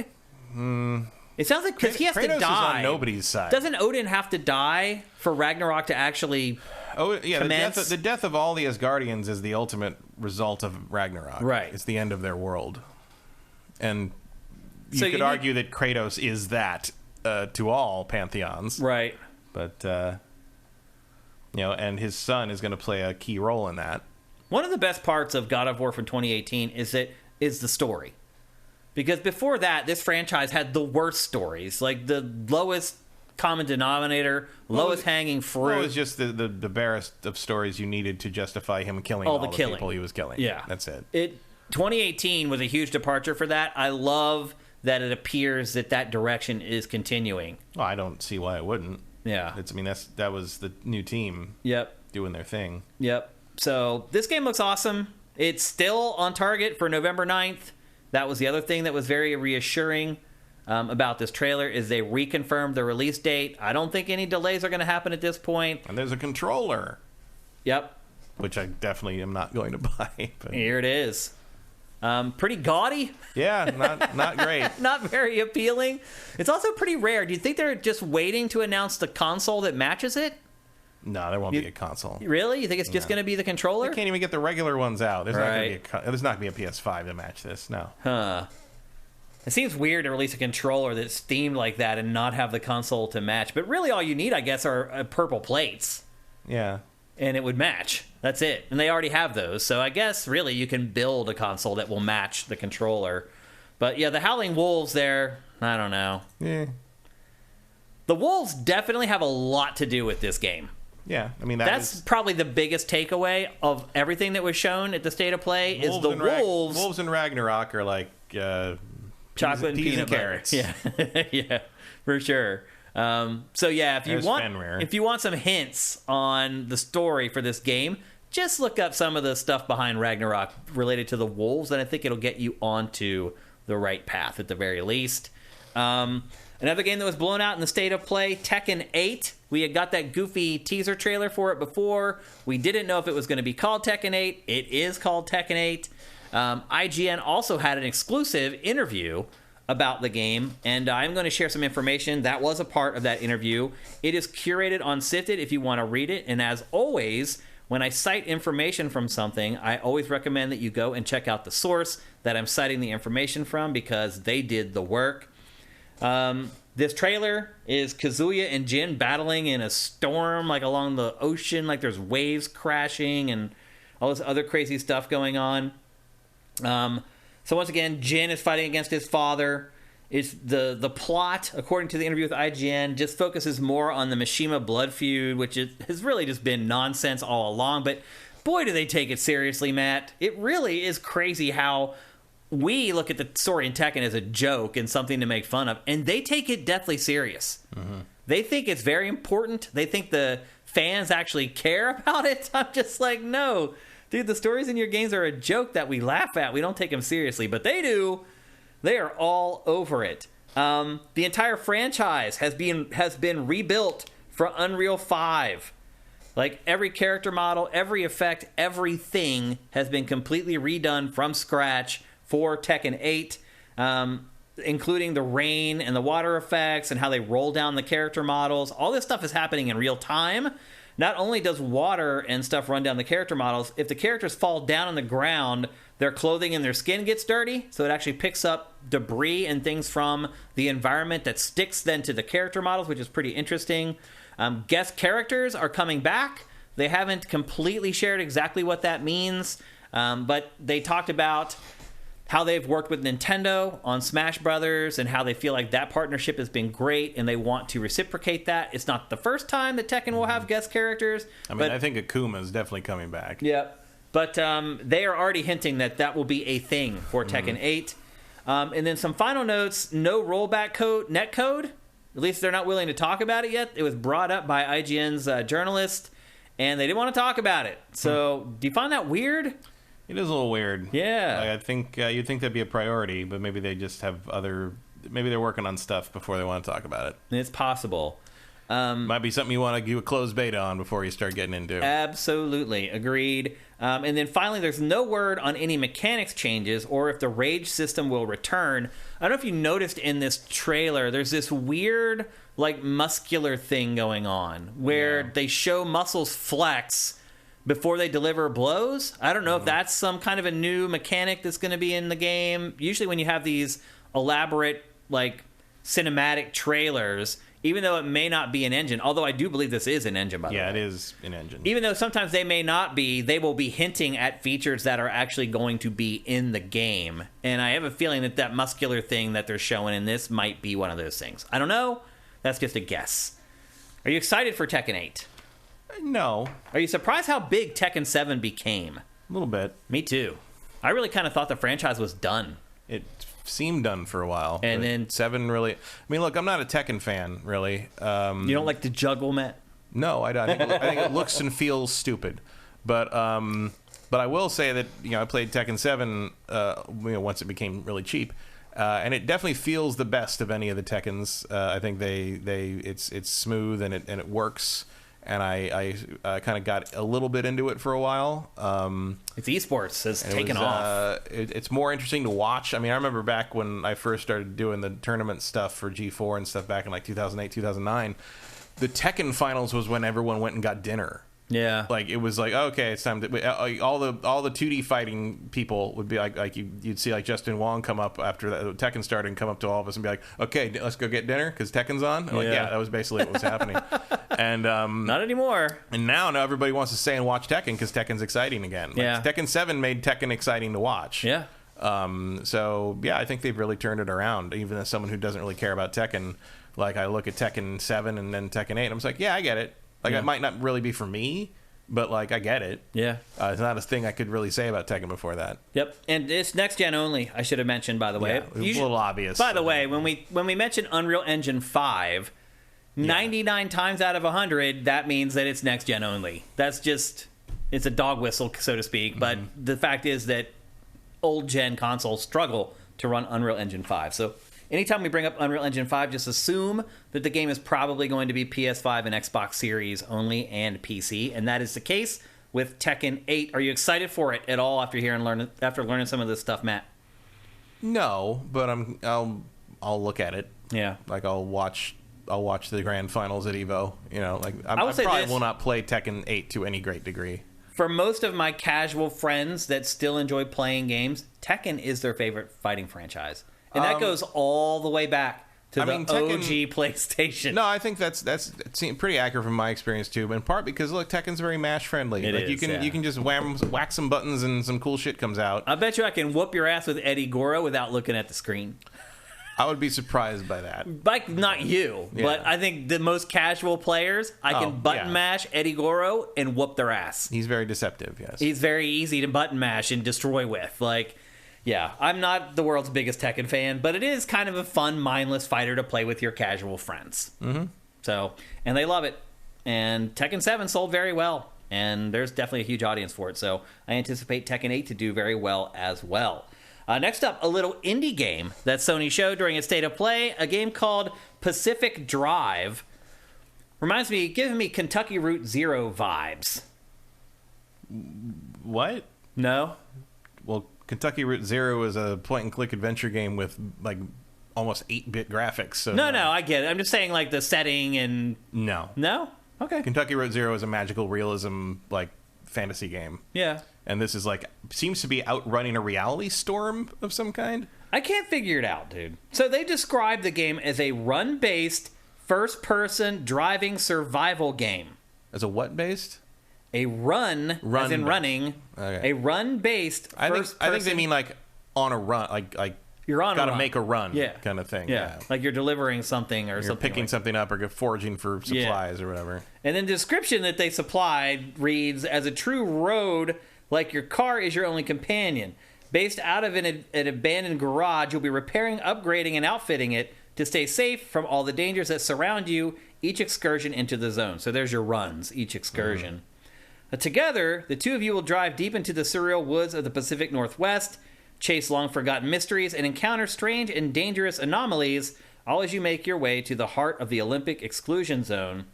And again, they call it a first-person, run-based driving survival game. Form a unique bond with a fully customizable car that develops its own quirks and personality. So like Christine. Tense driving from behind the wheel with moments of vulnerability when you step out to gather resources and make repairs. From your upgradable garage, each repeatable trip into the zone is unique and randomized. So there's a little bit of rogue elements or roguelite elements in it. Yeah, they call it a road-like. Road-like. Interesting. It's randomized. It seems to be some kind of like anomaly. I thought of Half-Life. Because it has like that thing where like that something is because at some point in this trailer you see that you basically shift to another dimension, and the car gets all Mad Maxy. Oh, right. Yeah, that's true. Like you're driving through like slime puddles and shit. Because it's a grocery getter right now, but then it looks almost like a spaceship. Yeah, you seem to. Well, the modifications seem to only some of them seem to only apply in the other world. So interesting. Unravel a long-forgotten mystery of the Olympic exclusion zone as you explore a surreal and anomaly-filled version of the Pacific Northwest with an original score by Wilbert Roget and featuring 15-plus licensed songs. Excited about this at all, Matt? I'm interested. Yeah. It's definitely a unique idea or unique twist on the formula, the roguelite formula. And it does look to be story-driven, story-based, which could give it another nice little spin. And I don't know, the hints at the story in this have piqued my interest, I guess is the best way to put it. Looks pretty cool. Again, that's called Pacific Drive. And then next up, from Team Ninja, comes Rise of the Ronin, which is coming in 2024. It is a PlayStation 5 console exclusive for right now. It is a new open world, from Team Ninja. It's an action RPG set in Edo, Japan, which some people call Bakamatsu, which is the very end of the Edo period in Japan. You play as a Ronin, a warrior free from all masters and bonds, and as your destiny intertwines with story characters, you take part in an immersive combat-focused action experience. Again, it's an open-world action RPG that takes place in Japan at a time of great change. This is their Assassin's Creed, basically. It is, yeah. It is. It is the very end of a 300-year-long Edo period, commonly known as Bakamatsu, which is essentially late 19th century Japan. It's the end of the samurai. Yeah, it's apparently the darkest period of Japan's history, at a time of like transformative change and whatnot. As the country struggles with its oppressive rulers and deadly diseases, while Western influence permeates as civil war continues to rage between the Tokugawa Shogunate. Shogunate. I've usually heard it pronounced shogunate. Okay. And the anti-shogunate factions. Immerse yourself in a historically inspired world while bringing together its renowned combat action with katanas and firearms that depicts the unique personality of the time period. Each decision you make will matter. So this game also has a plot where you make decisions and it changes the ultimate outcome. They didn't go into a lot of detail about how all that stuff works. You think people are going to be interested in this game, Matt? Yeah. Really? Samurai and ancient, old Japan and flying around and ship stuff. Yeah, like I think this is kind of the Assassin's Creed people have been asking for forever. Except I think this is probably going to be out before Project Red. I don't know, man. I don't know if this has got a hook. Like I know people in Japan will love it. This is the best thing in this whole state of play, other than God of War. Yeah, I mean I'm sure it is. But I don't mean that as a rip on the state of play. I mean, yeah. I'm very, very interested in this. Which even after another thing I played by them this week, which we'll talk about in a minute. But this looks really, really good. I agree that it looks good to us. I don't know if it's going to be a mass market success, but it will if they advertise it properly. You think? Absolutely. But I don't know if they will. Like that's going to require some synergy. Sort of in the same way as like Forspoken, like that could probably be a big hit if you advertise it on football correctly or something. But I don't know. It depends what kind of marketing campaign this thing gets. I mean, I'll be honest. Ghost of Tsushima has changed my perspective on what Western audiences are interested in and what they'll accept and they'll buy. Ghost of Tsushima was a big hit. Right. That's what I'm saying. It changed. Like I used to think that games like that would never sell in the West, but now that Ghost of Tsushima has done well. My mind is open for games like this doing well. I don't know. I just wonder if Ghost of Tsushima had so much hype because it was a PlayStation exclusive, which, by the way, so is this one. But I don't know. I guess we'll have to wait and see once it starts going through its marketing cycle if people are picking up on it. If I don't really see where your skepticism's coming from on this. The only thing I would question is like whether Sony will put their full muscle behind it. Yeah, if they'll actually dedicate the marketing dollars to it, because again, its franchise competes with this basically. Well, I'm not worried. I don't think that is the issue. The issue is, like, as not an in-house product, are they going to... Right. But apparently they are working, Sony, was it UDX or whatever? They're working with them on this. So it is kind of a partly... Sort of like Forspoken was. They're kind of in partnership. Okay. Even though there's a PC version. Yeah. So, I agree with you, though. It looks great. Yeah. And it's amazing. It's taken this long for Team Ninja to finally create a true open-world game. Yeah, they've been inching that way. It's going to matter on that, and it's also going to matter how accessible the combat system is. Like, are they going to do another weirdo Neo? Like, you got to study to figure out how all these systems interact with each other, or is it going to be more of an Assassin's Creed thing where it's like, or Ghost of Tsushima, where it's like, okay, there's some nuance here, but you can figure it out in 20 minutes, and there you go. It looks like Bloodborne to me, because it has the swords plus the guns. And the guns are like old school, like musket style. It looks like Assassin's Creed to me because it has swords and guns. Yeah, well, okay. That's what they did in that same period. And I mean, Assassin's Creed was 100 years earlier, but yeah, it's just what that is. I wonder too if this game is going to be like a Souls-like every encounter could take your life. Like, I don't see that in this. Yeah, no, I see this as more their take on Assassin's Creed. Okay, they're already doing a Souls-like, which we'll get to. And if that's true, I'm more excited for this game than most of Team Ninja's games. If it is just more. I do not believe this is a Souls-like. Okay. And to be fair, it was not pushed as a Souls-like either. So, I don't know. Again, Ghost of Tsushima throws a wrench in my thinking. Is that, my thinking is that, like, games set in ancient Japan generally wouldn't do that well in the West, but Ghost of Tsushima with Sony's marketing muscle, as you brought up, did very, very well. So it's possible. Next up, a smaller game called Stellar Blade. This game was formerly called Eve or Project Eve. Project Eve. Yeah. And it was around for quite a while as Project Eve. But that seems to be happening more and more frequently lately, Matt, where you have a game that you promote for a long time, and then at the last minute, you change its title and you're no worse for the wear. Anything with project in it is not going to be the final title. Yeah, generally, yeah. One of the unique features of this game is that weapons fuse to the characters, so there's kind of a symbiotic relationship between weapons and the protagonists in this, where the weapons are almost absorbed and become a part of the character. The plot of the game follows Eve on her quest to save Earth from an overwhelming foe. That's a sentence that they doesn't provide a whole lot of detail.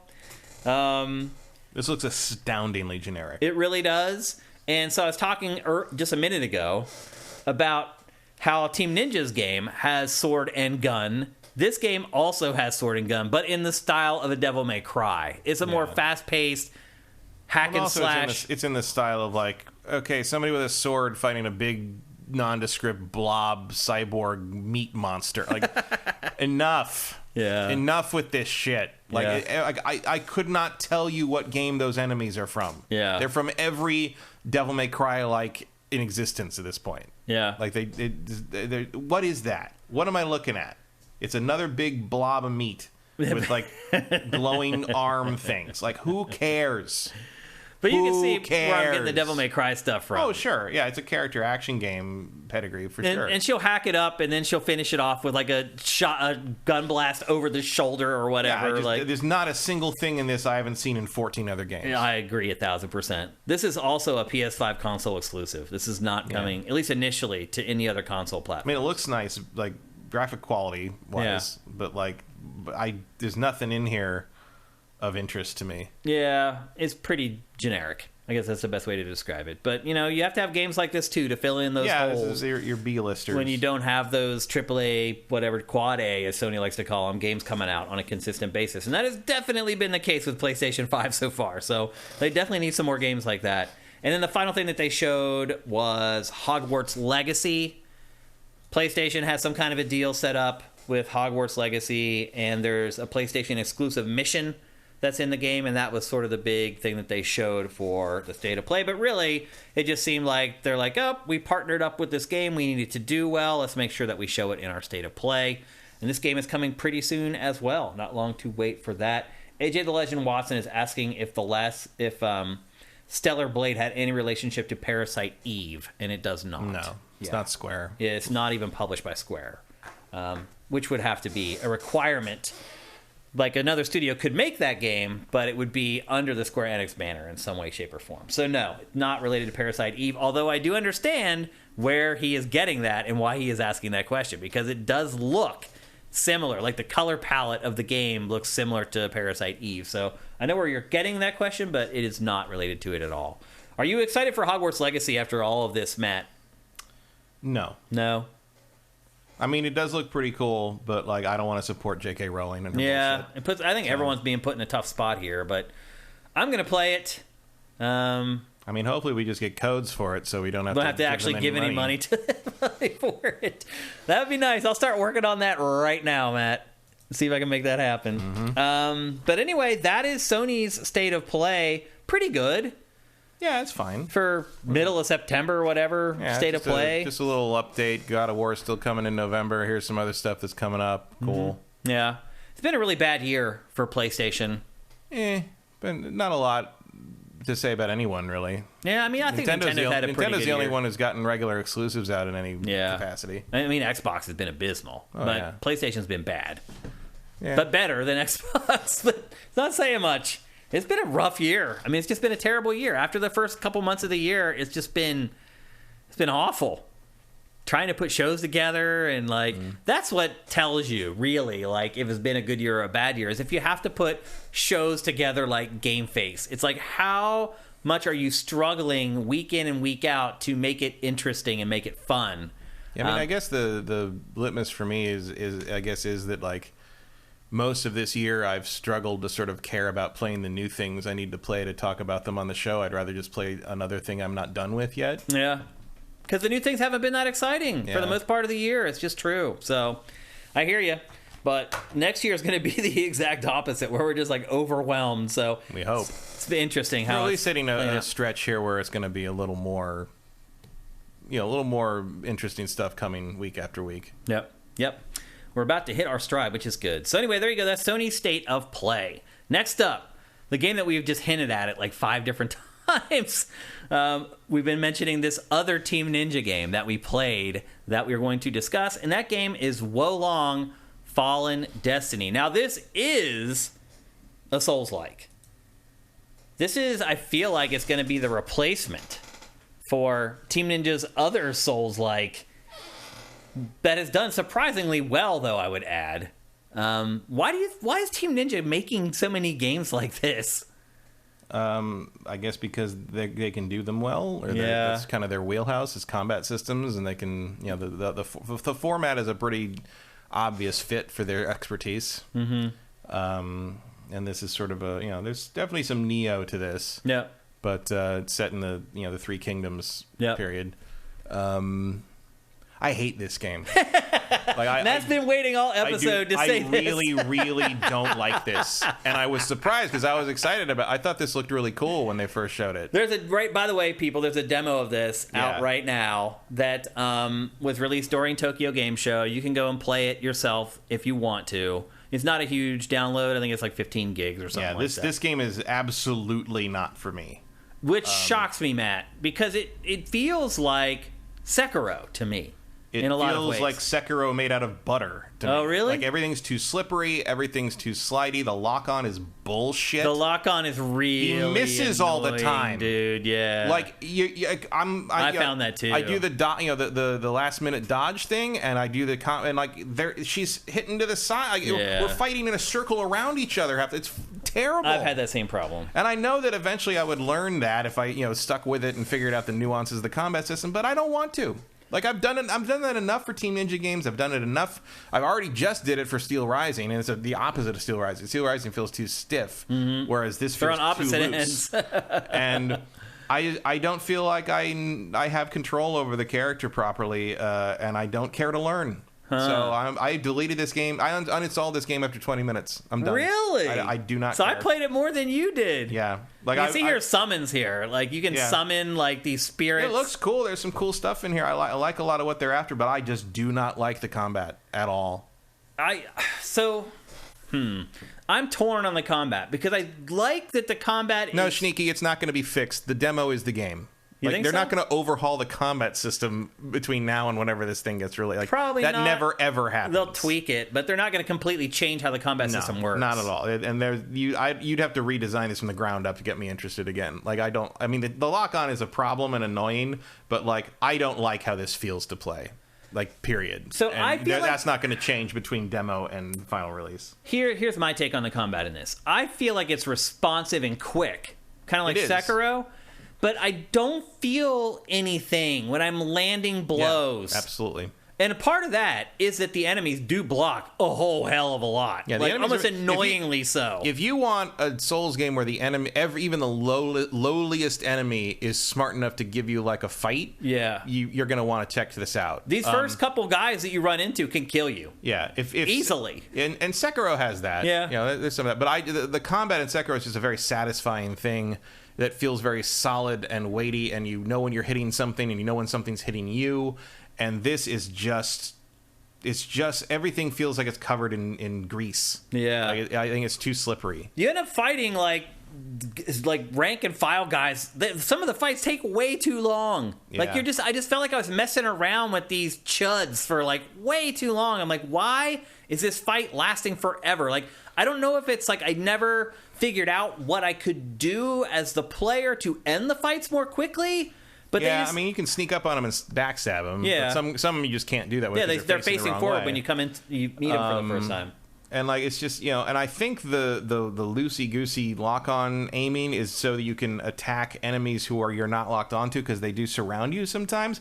But I don't like that. I would rather, and also you got to double tap the circle button to dodge. Yeah, which that's a little bit annoying. Whole new speed. If you can't instant dodge, then you're trying to block. But if you're not trying to block, and then I also think the red dot that appears when they're about to do their unblockable attack is way too similar to the red dot that appears when you have dropped their stamina to nothing. Yeah. This game left me ice cold, just in a way that I was shocked by because I was so ready to play this. I thought you were going to come on in the show and gush about it. No, I thought I was going to have to sit here and be I don't know, I will Matt. not play this when it comes out. I am not paying money for this game. No, I'm done. I'm done with the post. I think I'm done with post. No, I forgot his name now. The Team Ninja guy, Hayashi, the weird guy. Oh, Itagaki. I'm done with post Itagaki Team Ninja high-end combat systems from Team Ninja. I don't like how they do these.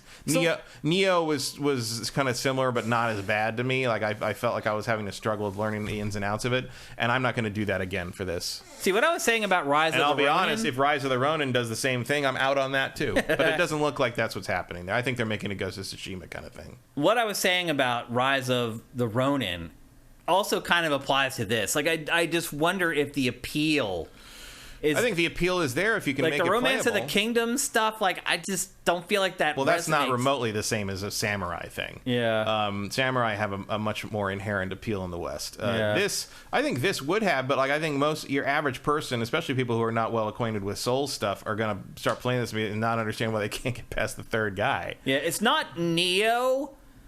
No, it's not Neo, and it seems more. I mean, you do fight monsters. I gave the first mini boss one shot at me, and I was like, you know what, I'm done. I'm just done. Was that the tiger thing? Yeah, yeah. And I'm not. It's not a long demo. I think it's only an hour if you just burn through it. But being able to burn through it is part of the trick there. Well, here's the thing, Matt. And once again, they're just throwing the tutorial is useless. They're not teaching you basic ins and outs of things. You have to learn them on the fly, and I just don't want to do that right now, especially not in a demo that isn't going to carry over, even if I did like the game.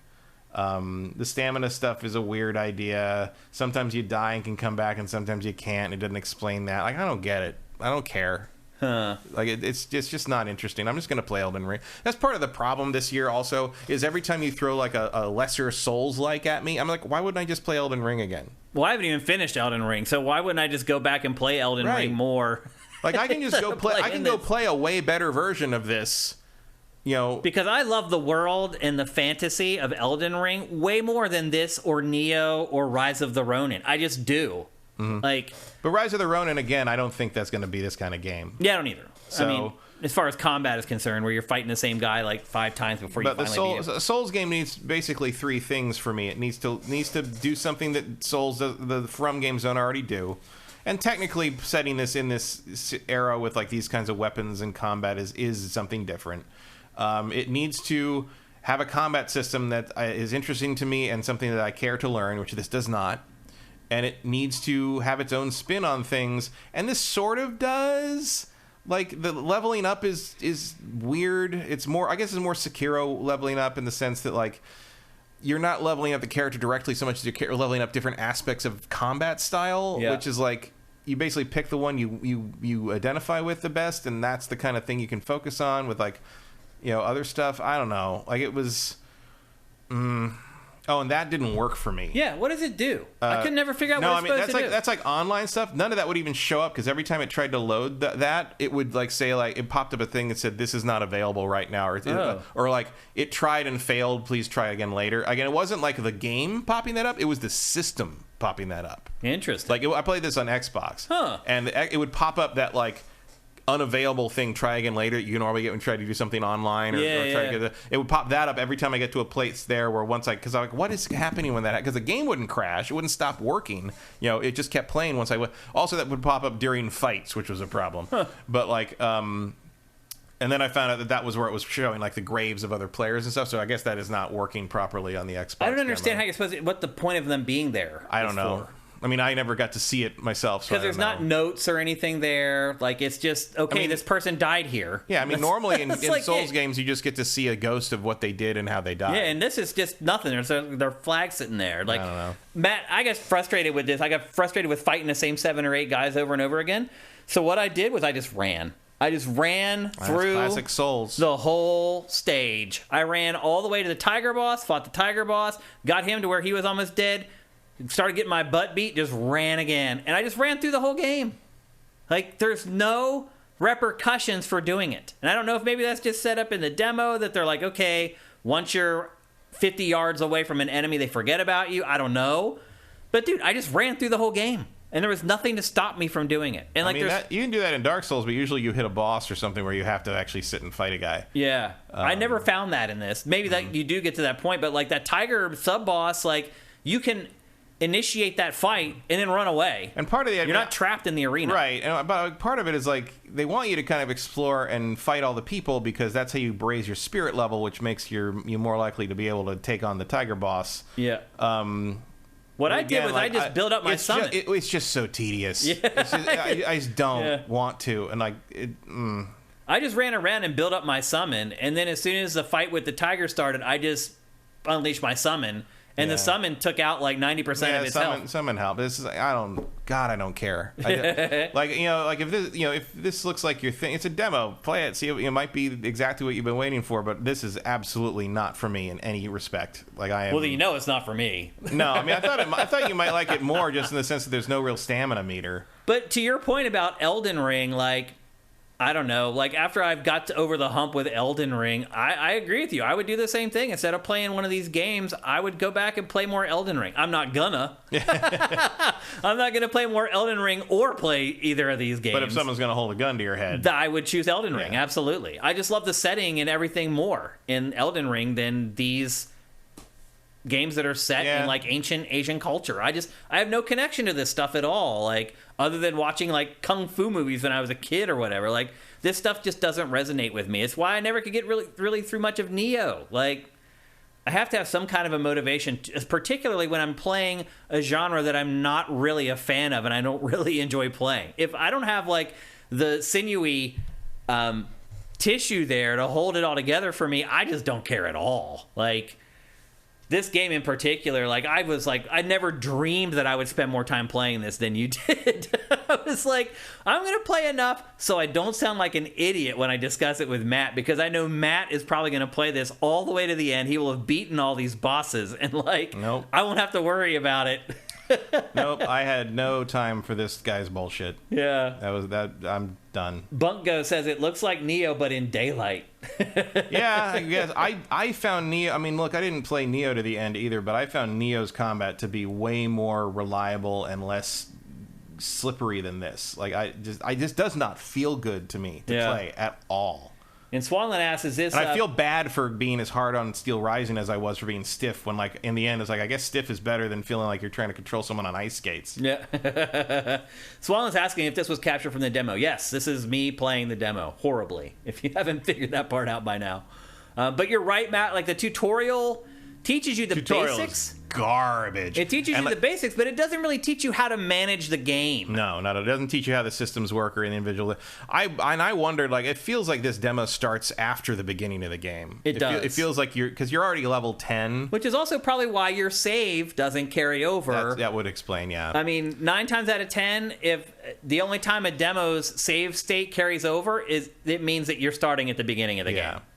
And this, I agree with you. I don't think that this does. No, it feels like you're in the middle of something when it starts, and like you're already level 10 in whatever aspect of the character you've chosen as your focus, and like it just feels like you've gone through stuff where it feels like you're in an area where you're expected to know more about the combat system than they've told you, even if you do pick the tutorial, where they teach you very basic stuff about how the spirit thing works and how to attack and basic controls. There's Flask, just like in Souls. That's just Flask. And they teach you vaguely what the battle flags do, which are the bonfires. Yeah, here's me. Which gives you like basically it basically ups the lowest morale you can have in the area. Like so, every time you die, you lose morale. I think half of your what is it? And then there's this flag that you saw me plant. It's called something like real chi or something like that. That's what you use to level. That's your souls. So you only lose half of your souls in this when you die. Yeah, that's true. But no, I just don't care. And then you saw me planting the flag there that gives you like a permanent ability upgrade. Yeah. That raises the lowest level your spirit can drop to when you die. Oh, okay. So the more flags you put up, the less you lose. You're not going to drop to 0 anymore. You'll drop to 1 or 2 or whatever. Gotcha. And then you got to go back to find the guy who killed you and get your spirit back, get your morale back. Yep. Which is actually an interesting sort of one of the few re-implementations I've ever seen of sort of like the Nemesis system from Mordor. Yeah, where like that's true. The guy who kills you becomes more powerful. Yeah. Actually, there's a game we're going to talk about in a bit where that also happens. Which is interesting. Like, there's a lot of interesting ideas in this, but I hate the way it feels to play. So I felt confused and overwhelmed by this demo. I would agree with that. Like, I feel like there's a lot of stuff it wasn't telling me, and a lot of stuff that I wasn't onboarded onto properly. Yeah. Which again, I feel like that is true with Neo to some degree as well. Yeah, it's just okay, sure. Yeah, my interest in this is not very high after playing the demo. It accomplished the opposite of what demos are supposed to accomplish. Yeah, I probably would have jumped in on this when it came out if I hadn't played this, but now the idea of paying $70 for this is ridiculous to me. Yeah. I saw somebody was asking something else. Nexus Baddie, that footage almost gave me a headache. Dodging felt like there was no invincibility frames. I don't think there are. There aren't, because the way you can either tap circle/B. You can either tap it once to do like I guess this sidestep thing, which like does make you invincible to damage, and then gives you kind of flanking position. But a lot of times when I did that, instead of hitting the enemy, she would just start hitting to her right or her left and miss the guy completely. Yeah. And then he'd try to attack me and miss me, and we'd like fight in a circle around each other until someone turned properly to actually hit somebody with us. It was really weird. You also can't outrun some of the enemies in this. Yeah, but you do you hit that once, and that's your kind of invincibility dodge. And then if you tap it twice, you do the dodge spin, which is what I was doing most of the time. Which moves you further away from the enemy, but does not seem to. It doesn't set you up for counters. Doesn't set you up, and it doesn't seem to have any iframes. Yeah. Or at least not that I could find. Yeah. So it's kind of useless. Yep. Other than getting out. And then you've also got left bumper is just a straight up block, but you cannot block the attacks that have the red the red glow. You have to either dodge those or do the single button timed dodge, but then you have to learn the timing on every single enemy's red attack, and that's when I uninstalled the fucking game. The Windows type it's just for come on. it too. Yeah. Like, give me a break. Yeah. Like Team Ninja sometimes, especially in the modern day, seems to treat playing their games as a full-time job, and I'm not here for that. Yeah. There's a lot of people complaining about the game. Some played it, some just watched the footage. Delfino109 says, I hope they retouch their animation speed, because even without the posture system, it's too fast and the tells are insufficient. Yeah. Some attacks are so fast, it's too segmenting into an audience, even if you like those games. Yeah, you'd have to learn everybody's animation frames in this, which is like the only games I do anything even remotely like that in are fighting games. Barry Lomax, I did the same as Matt. I rage quit hard once the tiger shot me. Yeah. The other thing, too, about that tiger is his attack animations are like 8 attacks. Mm-hmm. To your point about dropping you, I agree with you, into the middle of the game instead of the beginning of the game. I agree with you. Like, they created that little patch of grass for the tutorial, and then like, okay, and we're just going to drop you into like the middle of the game. I felt that as well. Vincent says it'll be on Game Pass, so you won't have to pay for it. Thank God. But yeah, I was pretty disappointed in Wo Long Fallen Dynasty. I'm not really interested in the subject matter, and I'm not a Souls player. And the chat saying it's like they want you to parry. Yeah, they want you to do the time dodge, parry, sidestep thing. But the timing on it is ridiculously narrow, and pulling it off sucks. Pulling it off doesn't feel good. Like, that's the thing about what Sekiro's genius was. When you pulled that parry off, it felt good. It did feel right. Yeah. And following up felt good, and it doesn't in this. Yeah, I'd agree. And again, an adjustment of the Elder Scrolls argument. I'm just going to play Sekiro again. Yeah. Why would I play this when I could just play Sekiro again? Yeah. Sekiro is a better game already. And like, there's nothing to say that I wouldn't play a lesser game. I play Steel Rising more. Yeah. It's fine. Mm-hmm. There's a little okay, but like this thing, like I would have to like sit down and watch like tutorial videos on this thing and figure out all the nuances. I just don't care. Yeah. Like, I watch enough time in my life for that. Yeah, I watched Maximilian Dude play this because I like his fighting game stuff, and he gets combat. And I watched him sort of piece together how some of the combat system worked. I'm just like, I don't care. I don't want to learn that. I don't have any interest in becoming good at this game. Yeah, I agree. So that's the end of it. I feel the same. Magister Cato, thank you for Twitch Prime, man. That's awesome. Okay, let's move on. We're going to talk next about another game I've been playing this week. Well, actually, just this weekend, because there was an open beta this weekend, although I don't think it was open. And that is Call of Duty Modern Warfare 2. There's a multiplayer beta going on all weekend. Matt and I got codes to jump in on it early. Was it open? Could any PlayStation owner play the beta? I don't know. Because I wonder why I didn't get to play it because it was closed by the time I got around to trying the code. But then you said you played it that day. Yeah, I played it yesterday. I played even more, on PlayStation 5. And I just wonder why... When I put the thing in, it said it was over. And I just wonder why Activision... Maybe they just wouldn't let you download the client any longer. Yeah. I do wonder why Activision sent me codes if anybody could just join the beta. I found that weird. I thought it was closed. I thought it was too. But like, it's called open beta. I don't know. Anyway, I spent a lot of time playing multiplayer. The first 2 days were closed. Okay, gotcha.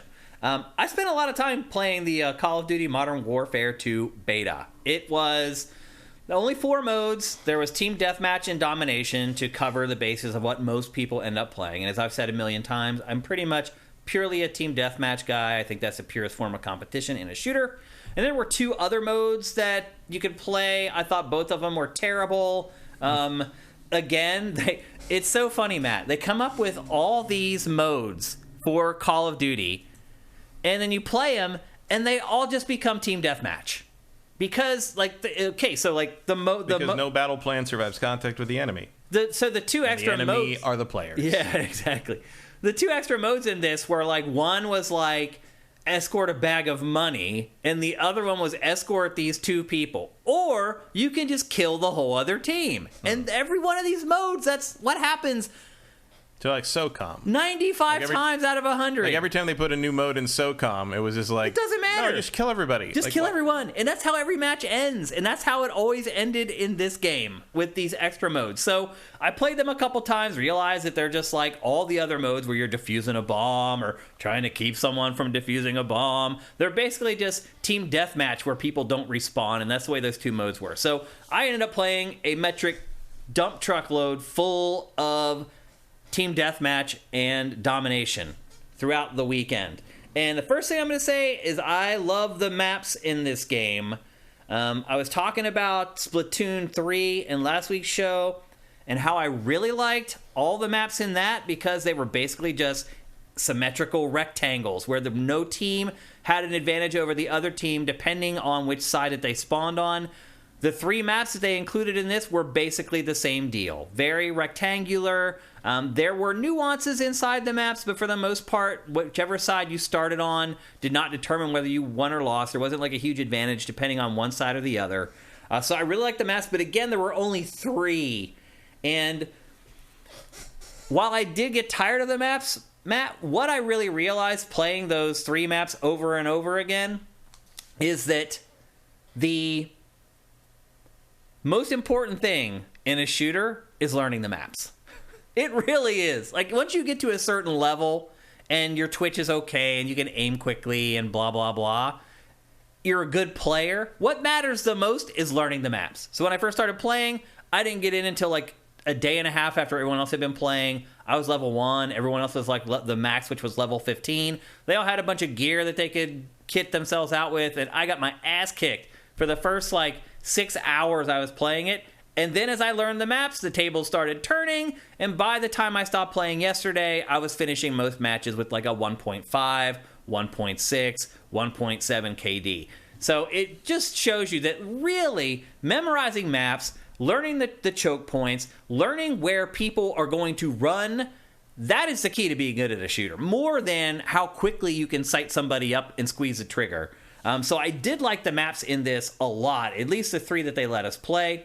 There are a couple new mechanics, although in this they have removed slide canceling, which has been a thing in this franchise for like the last 5 or 6 entries, and it's a huge thing that helps you get out of bad situations. In this, it's not included. I have a feeling they may change that before the game comes out because people are freaking out about it.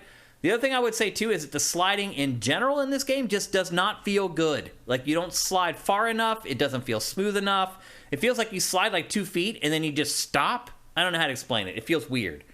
But there are a couple new mechanics, like dolphin diving is been added, and that is where, and I think it was in like a couple Black Ops games a long time ago, where you can just run and then dive down to the ground and go prone.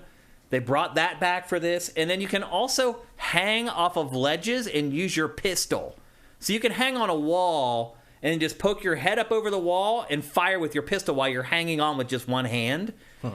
I did not find a lot of instances where that was actually functional. It was something that I really needed to use to be good at the game, but it's there. And I guess if you do need it, you're going to want it. Probably. I did come across a couple points where other players were trying to use it. I think they were just experimenting with it, and then I was like, oh, I'll try it too. And it's like 5 of us hanging onto the same wall, just trying to see how it all worked. But I rarely ever use it as a practical means of combat in the game.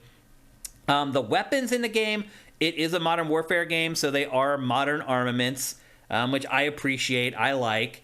The recoil seems to be more intense in this game, and a big reason for that is because they've ditched the pick 10 system, which allowed you to attach 10 different attachments to your gun at once.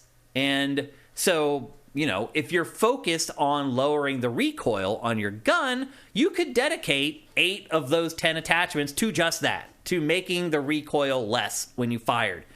You only have 5 attachments now in this game. It is a huge departure if you've played a lot of Call of Duty multiplayer. You have to make hard decisions. Like, I found myself playing without a sight because I was like, I'd rather have those 5 attachments used to lower the recoil so that my gun isn't flying up 10 feet. Because, again, the recoil on this, for whatever reason, seems way more extreme than the last few Call of Duty games. So I spent all 5 of my attachments on recoil, trying to make the gun not pop up as much when I fired it. So I hardly ever use a sight. But the other thing was, I played this all weekend and never unlocked a red dot sight. I never got the sight that I use in these games the whole time I played.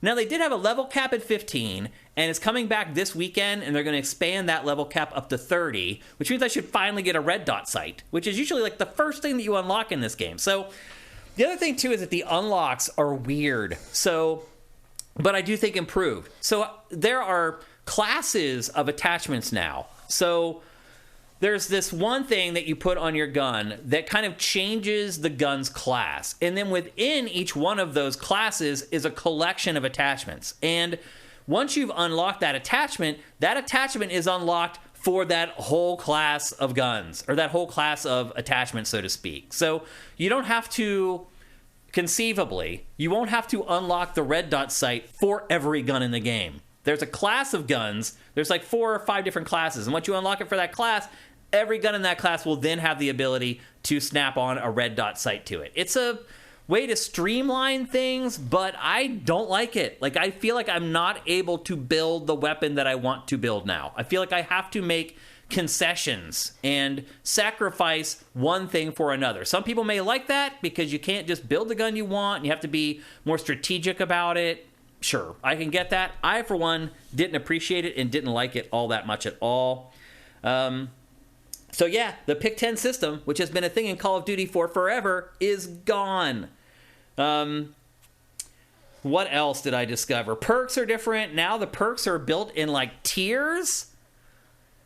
And that almost feels a little bit more like a cosmetic change to me, because you still are basically picking your perks from groups of perks, and you have to make some hard decisions. Although some weird things have changed, like Dead Silence, which was always a perk in the game, was now changed to a field upgrade, meaning now you have to activate it, and it has a cooldown. So you can't just use Dead Silence throughout the entire game. It's like your big super, basically, now, which is weird. I mean, I'll say this, everybody did use it, and maybe that's why they're like, everyone's using this, it's OP. I don't know why they decided to change it, but that's a big deal. The field grades pretty much are all returning stuff, and you activate those by pressing both your shoulder buttons. There's like portable walls, deployable soldiers, like fake soldiers. There's deployable cameras that you can lay out in the field so you can monitor specific parts of the map. But for the most part, they're all stuff that we've seen before. The same goes with kill streaks. I don't think there was a single new or unique kill streak in the entire game. In a lot of ways, in general, I didn't like Vanguard at all, and I hardly played it, but this game allowed me to jump right back in and be good at Call of Duty, like, right out of the gate again. Whether that's a good thing or a bad thing, I think that's open to interpretation and how you like to play. Personally, I prefer this way. Again, I look at these games like sports. Like, I shouldn't ever go onto a football field and not remember how to throw a football or catch a football or kick a football or juke somebody or outrun somebody. That stuff should never be removed from football. And there are certain elements of Call of Duty that I feel like should never be removed from Call of Duty. And they have taken some of those away for this rework of Modern Warfare 2. What else? Again, I didn't like the 2 extra modes that they put in here, so I ended up playing a ton of Team Deathmatch and Domination. You can revive your fallen teammates to get them back in the match for some modes, but obviously not for Team Deathmatch or Domination. What else? The game looks good, but it also looks basically the same. There's nothing about it where I'm, okay, now I see that this is a next-gen Call of Duty. It doesn't really look any better or worse than Vanguard or any of the last few Call of Duty games, and that might be a part and parcel of developing this game for cross-generation platforms and not developing just for next-gen. But the game looks good, but there's nothing in it that I'm like, oh my gosh, like I haven't seen anything like this before, and this is like mind-blowing compared to the last couple Call of Duties. It really doesn't hit that way. The audio I thought was great. Especially now, it's the first Call of Duty that I've been playing with my new receiver, which has been nice to play with Dolby Atmos and all the new features I have in my new receiver. And the game sounds great. Players have been complaining that the footsteps are too loud. That didn't bother me at all. I thought they were perfect and fine. You still can't really hear them unless you have your stereo turned really high, or if you're playing with headphones or cans on. You can see here how much stuff you unlock. If you have like a good round, it's insane. It's like you can't even keep up with it. And a lot of that stuff that you're unlocking, as I said earlier, unlocks across multiple weapons instead of just that one weapon that you're playing with, which I think is nice. Like this M4, you can change it from like almost an SMG that just spits out crazy amounts of bullets, but they aren't as powerful or potent.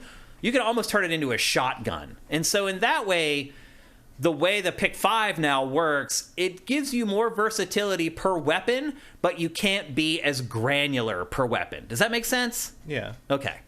It's been hard for me trying to formulate how I was going to discuss this. So I'm happy that I've managed to express it in a way that it makes sense. So I had fun, though. I got hooked on this. I ended up playing it most of the weekend. There was all these other demos to play that I played with varying amounts. This was the one I kept coming back to.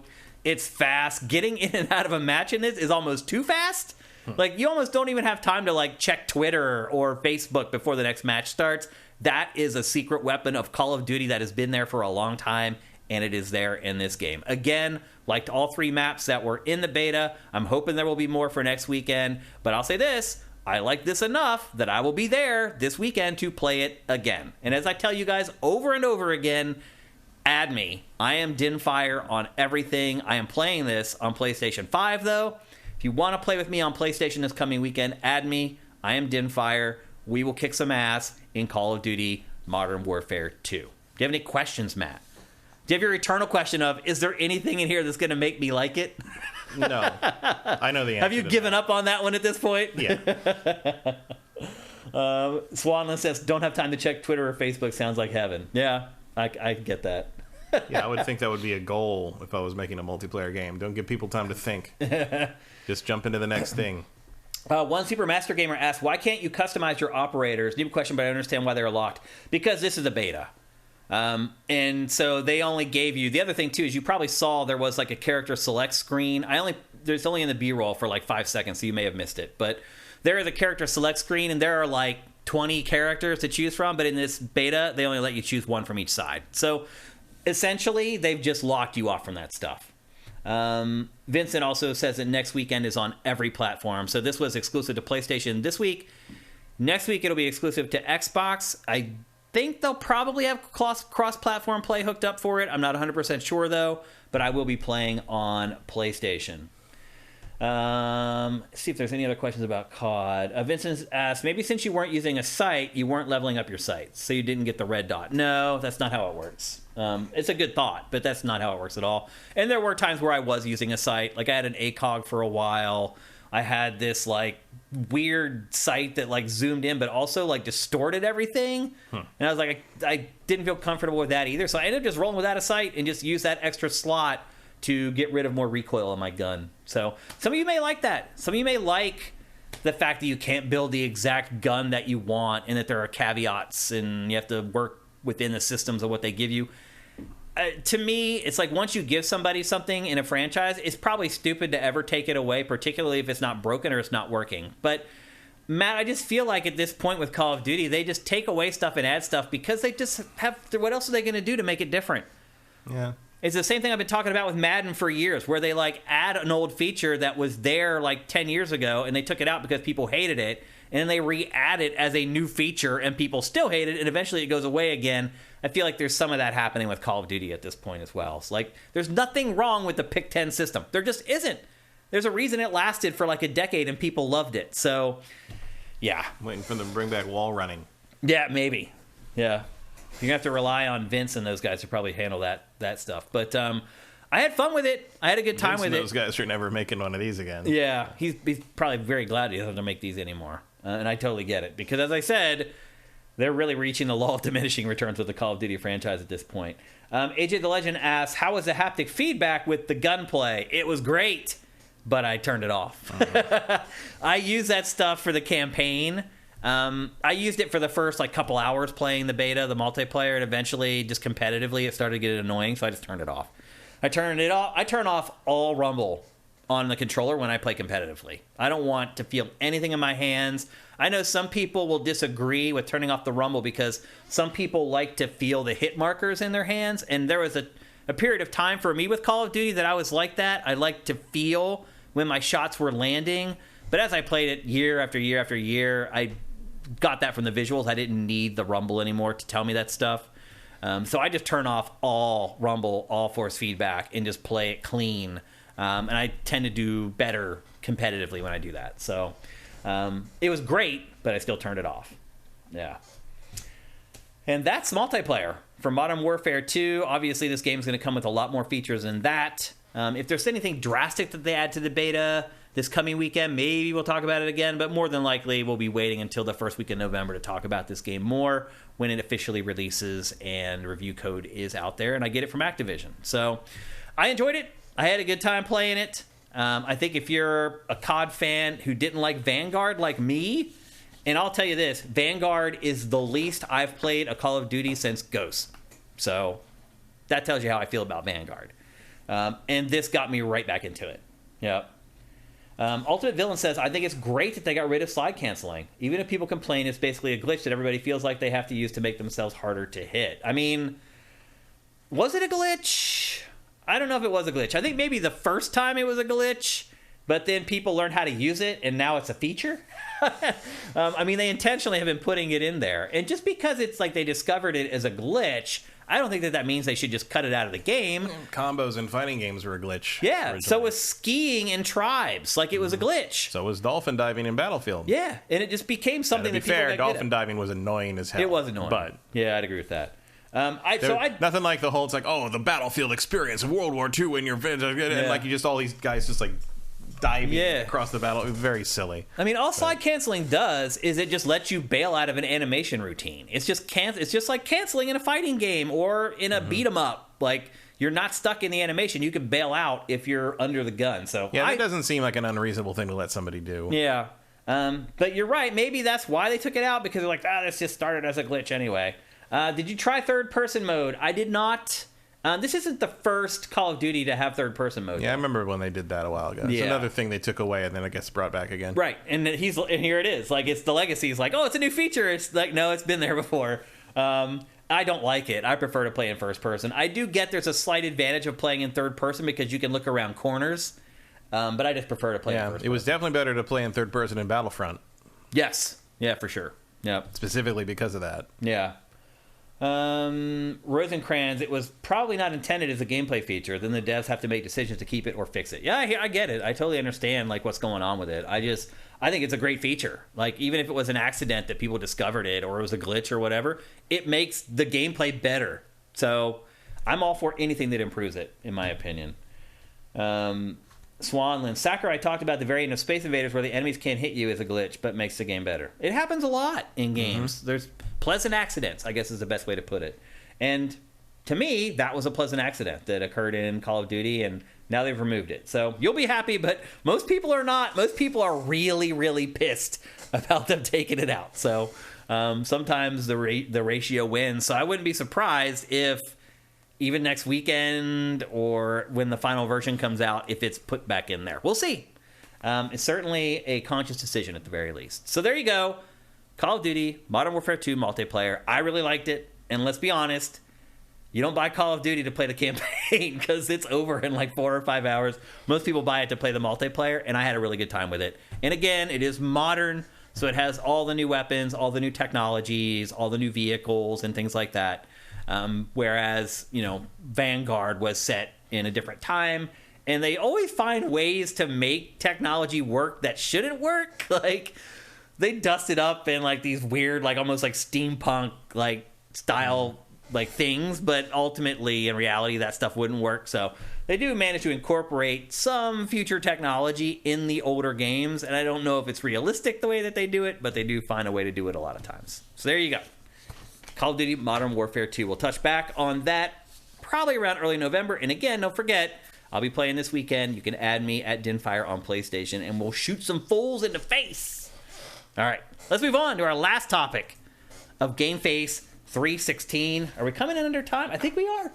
If I keep this short, we'll see how it goes. You're lucky I didn't know this had a demo. Yeah, I'm surprised you didn't know that it has a demo. I think I just didn't look at the PS5 very closely this week. Oh, okay. We're going to talk about Valkyrie Elysium, which is, before I played it, I thought it was going to be an RPG, an action RPG. And some people may still think it's an action RPG. I would argue that it is... Emperor Dread's already guessing Body Harvest. No demo for Body Harvest yet. Not yet. Anyway, so I thought it was an action RPG. As I started playing it, like, it really is right on the line of being an action adventure and an action RPG. There are 3 skill trees, but they literally have like 6 options on each one of them. it's the upgrades and the RPG stuff is pretty minimal, honestly. It's interesting just because this series started life as basically a Tales of Destiny style JRPG. Oh yeah, absolutely. Yeah, I mean, it is weird because it is an RPG franchise, so people assume that it's an RPG. But I'm just telling you, I'm actually a little more interested in the remake of the first one. Right. Yeah, I can see that. That comes with it. So this has been an interesting week. So I've been learning all this stuff about Ragnarok because there's all the story stuff. People love Ragnarok. Yeah, that's why. Nothing like a little public domain IP. To spice your story up. Yep, pretty much. So I was learning all this stuff about Ragnarok to talk about God of War Ragnarok, and I was also playing this game, which is also set during Ragnarok, and Odin is like a key character in this game. In fact, Odin is the one who gives you all the mission objectives in this. You're a Valkyrie. Yeah, so you're a Valkyrie. You work for him. And you're working for him. You're absolutely right. That's exactly how it works out. Basically, it's the backstory for this is just the backstory from Ragnarok. Odin and the wolf fight until they can't fight anymore. Both of them are basically mortally wounded. Odin creates you to purify the world and stop Ragnarok and basically save his ass, is what it comes down to. You're trying to stop Ragnarok because if Ragnarok continues on, he will die. So it's your job to go into these worlds that he sends you on and to purify all the souls in the world. It's doubly weird that it's called Valkyrie Elysium because Elysium is a Greek myth. It is, yeah, which I'm learning about right now as I'm preparing for my trip to Greece. So your job is to purify the souls of these creatures that you're fighting. And the catch in this is once you kill an enemy, their soul leaves the body and it starts traveling towards another enemy. And if the soul gets to the other enemy, that enemy becomes more powerful. So there's management that has to be done post-fight. After you've finished off an enemy and their soul starts trying to make it to an enemy, you watch the soul and you try to kill the enemy that it's trying to go to before it gets to the enemy, because otherwise it makes them more powerful. Now, I will say this. This is one of the easiest games that I have played in a really long time. I played this demo on the normal setting, and there's like 6, and it was like right in the middle. Crank it up, man. This game puts up no fight whatsoever. It's a joke.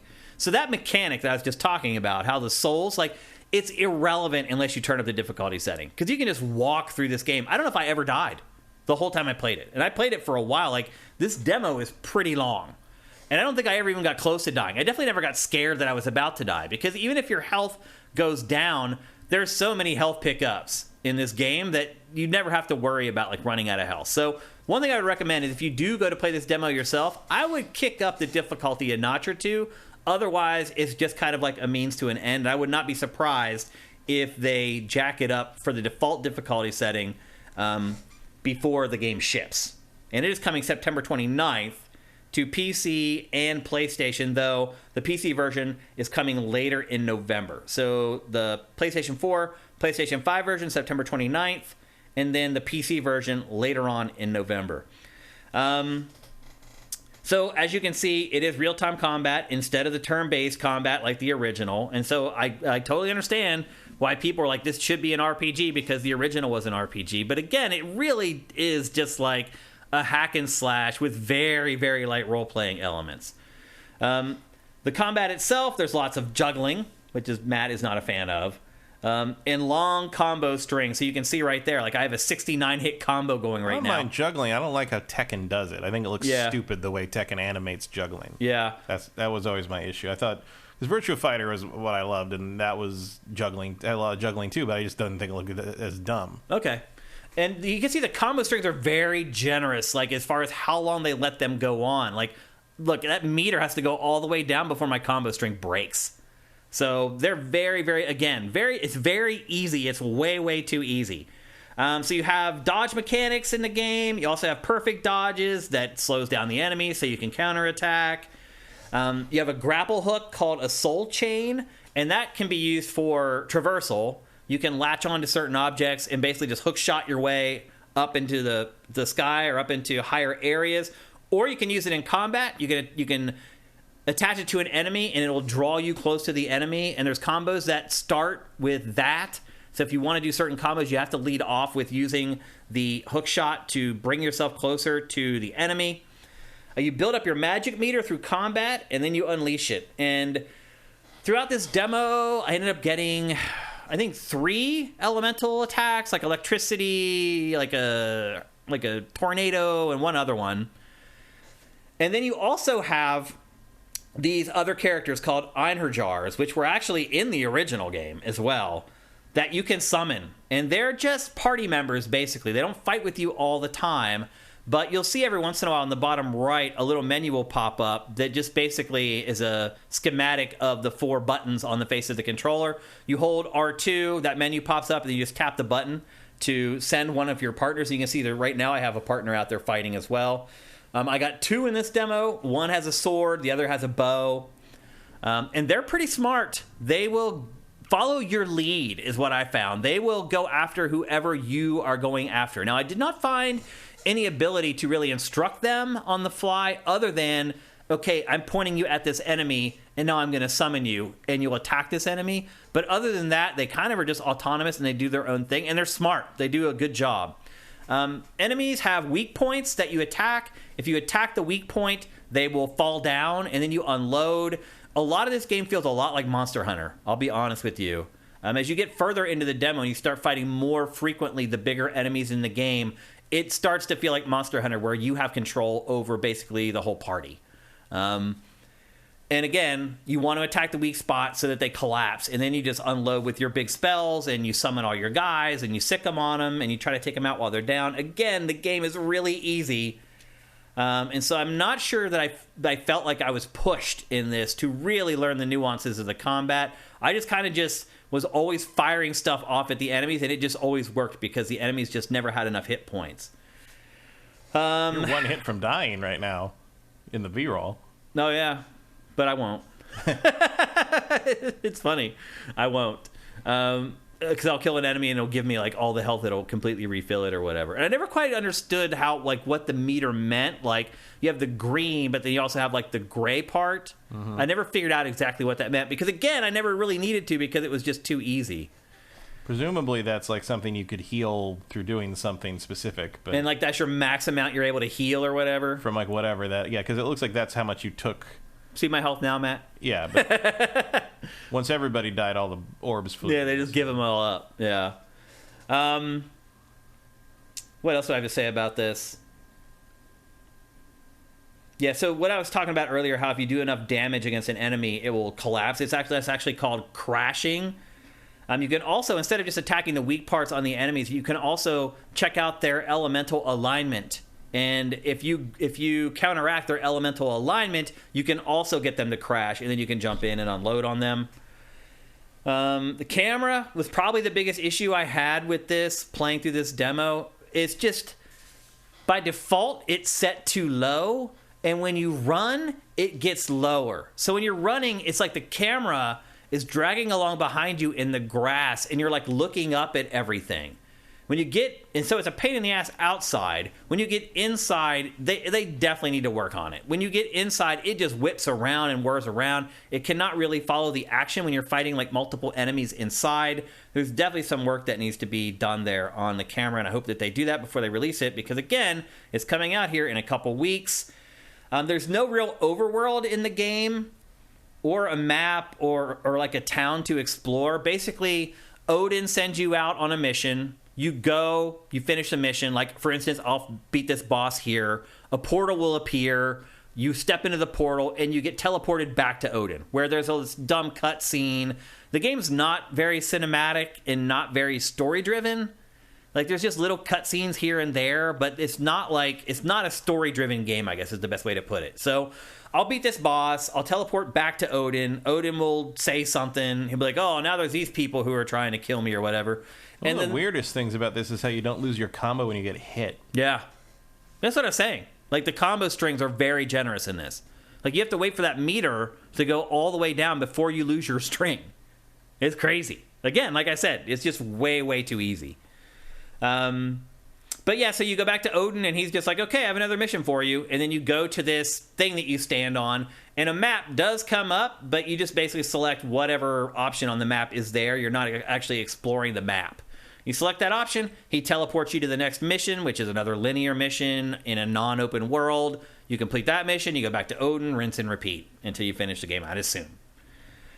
The combat in this game is simple compared to a lot of games that I've been playing recently.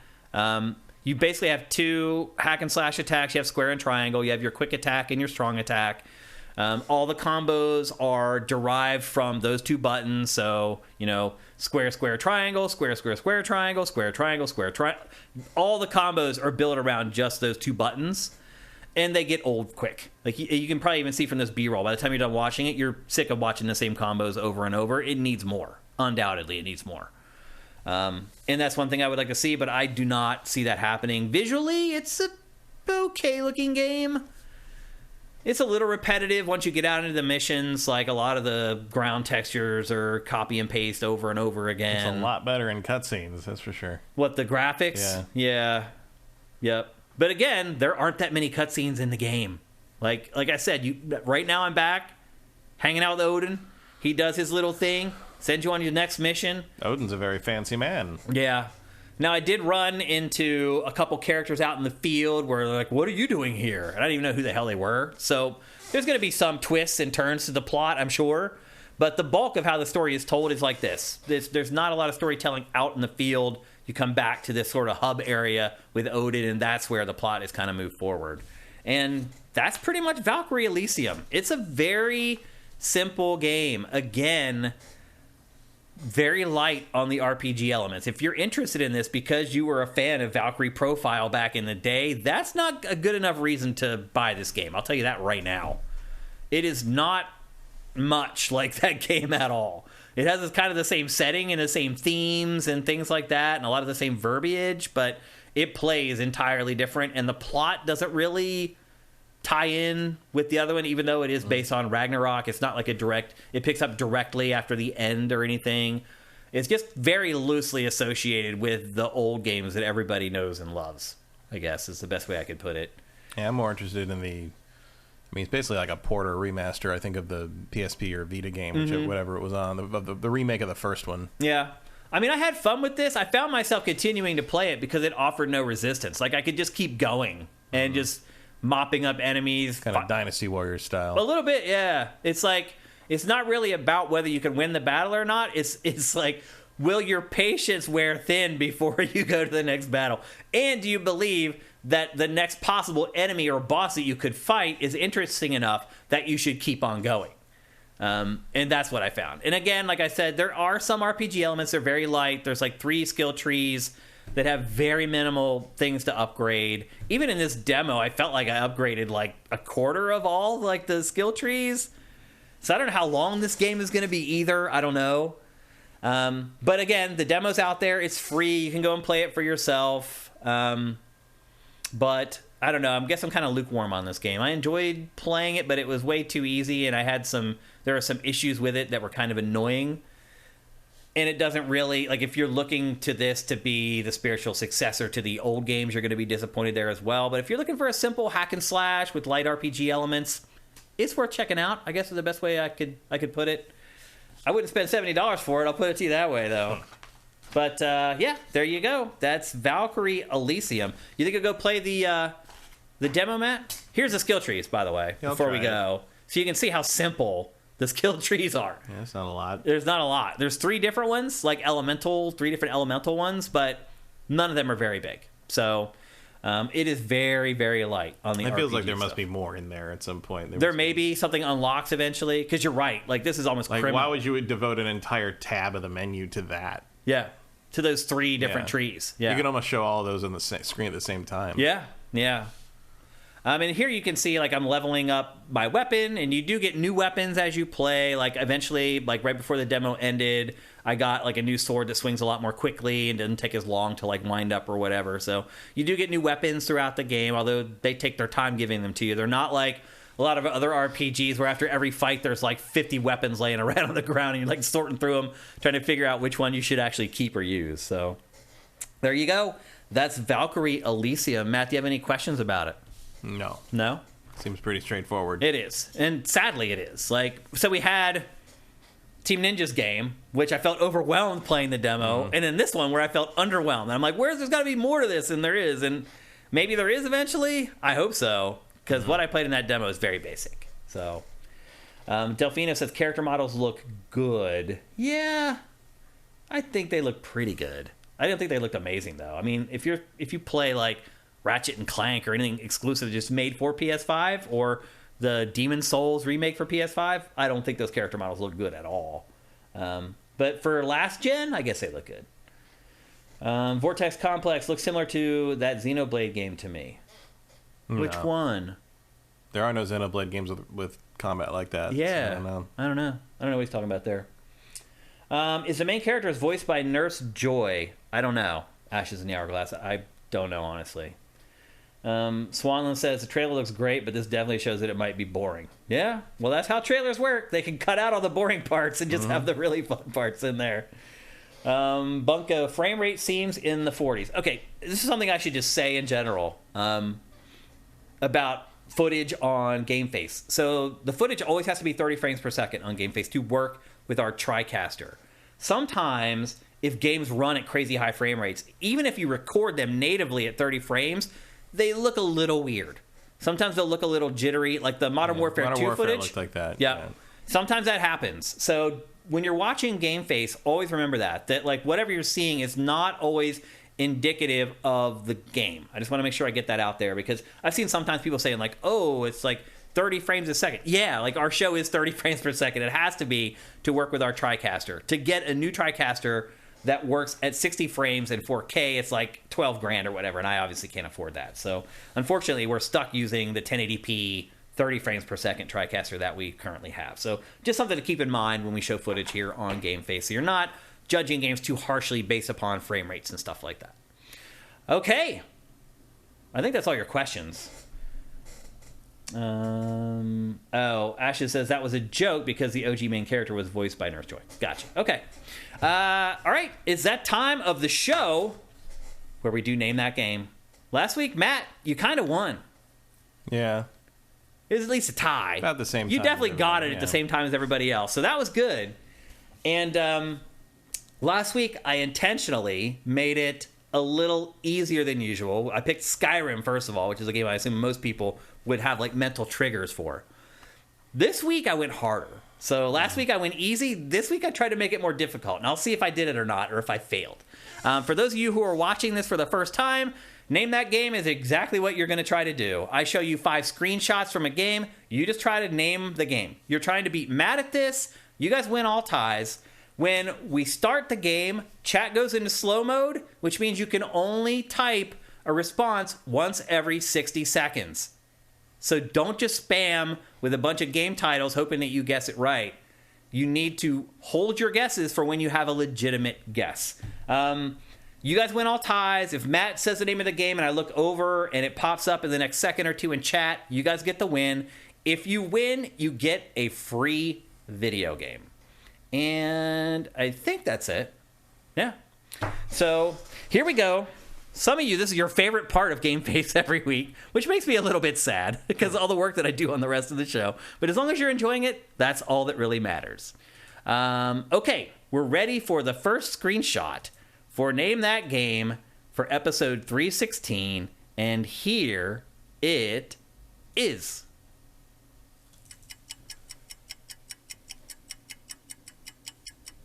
Glover, no. Commander Keen 4, no. Oh, C-Note brings up, if you've already won this year, don't play. That was one thing I left out. You can't win twice in 1 year, 1 calendar year. Danny Endurance, nope. No, I do not know of the game called Nope. Spider-Man, no. God of War 2018, no. The Last of Us 2, no. Death Stranding, no. GTA 4, no. Lost Planet, no. That's a good guess, though. Mm-hmm. Lost Planet from Big Ass Boy. BioShock 1, no. Okay, I think that's it. We're going on to screenshot number 2. And here it is.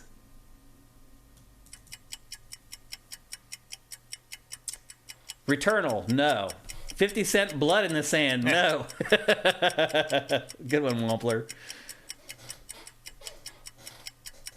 I think I'm right. I think I made it harder. Watch Dogs 1. No, it is not right. Oh, Mitchell is Alive just got it. Detroit. Wow. I can't believe you got it from that. That's pretty amazing, dude. Wow. Yeah, that's what it is. A bunch of people got it. So Mitchell got it.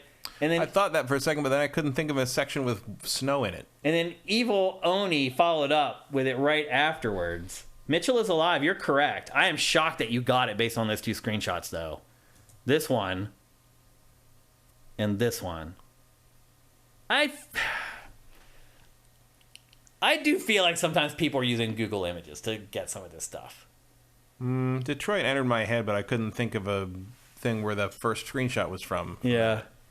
But then I didn't finish Detroit, so... I hope you guys aren't doing that. I hope you guys are playing legitimately. Yeah, Google Images, it can't find that. Yeah, it can. No, it can.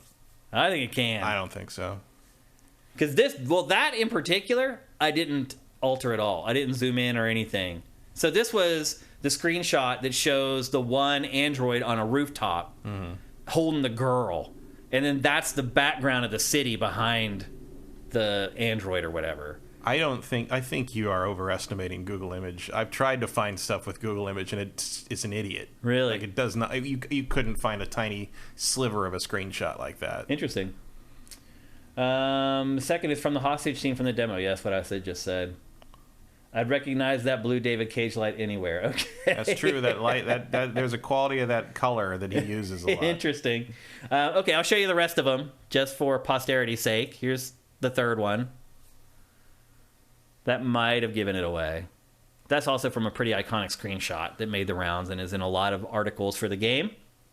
Here is the fourth. Show off the shrubs. The shrubs are always something that tends to give these away. If I can show a shrub in a video game, 9 times out of 10, you guys will get it from the shrub. Like, that is something that I've picked up on over time. Is if I include shrubbery, you guys almost always get it.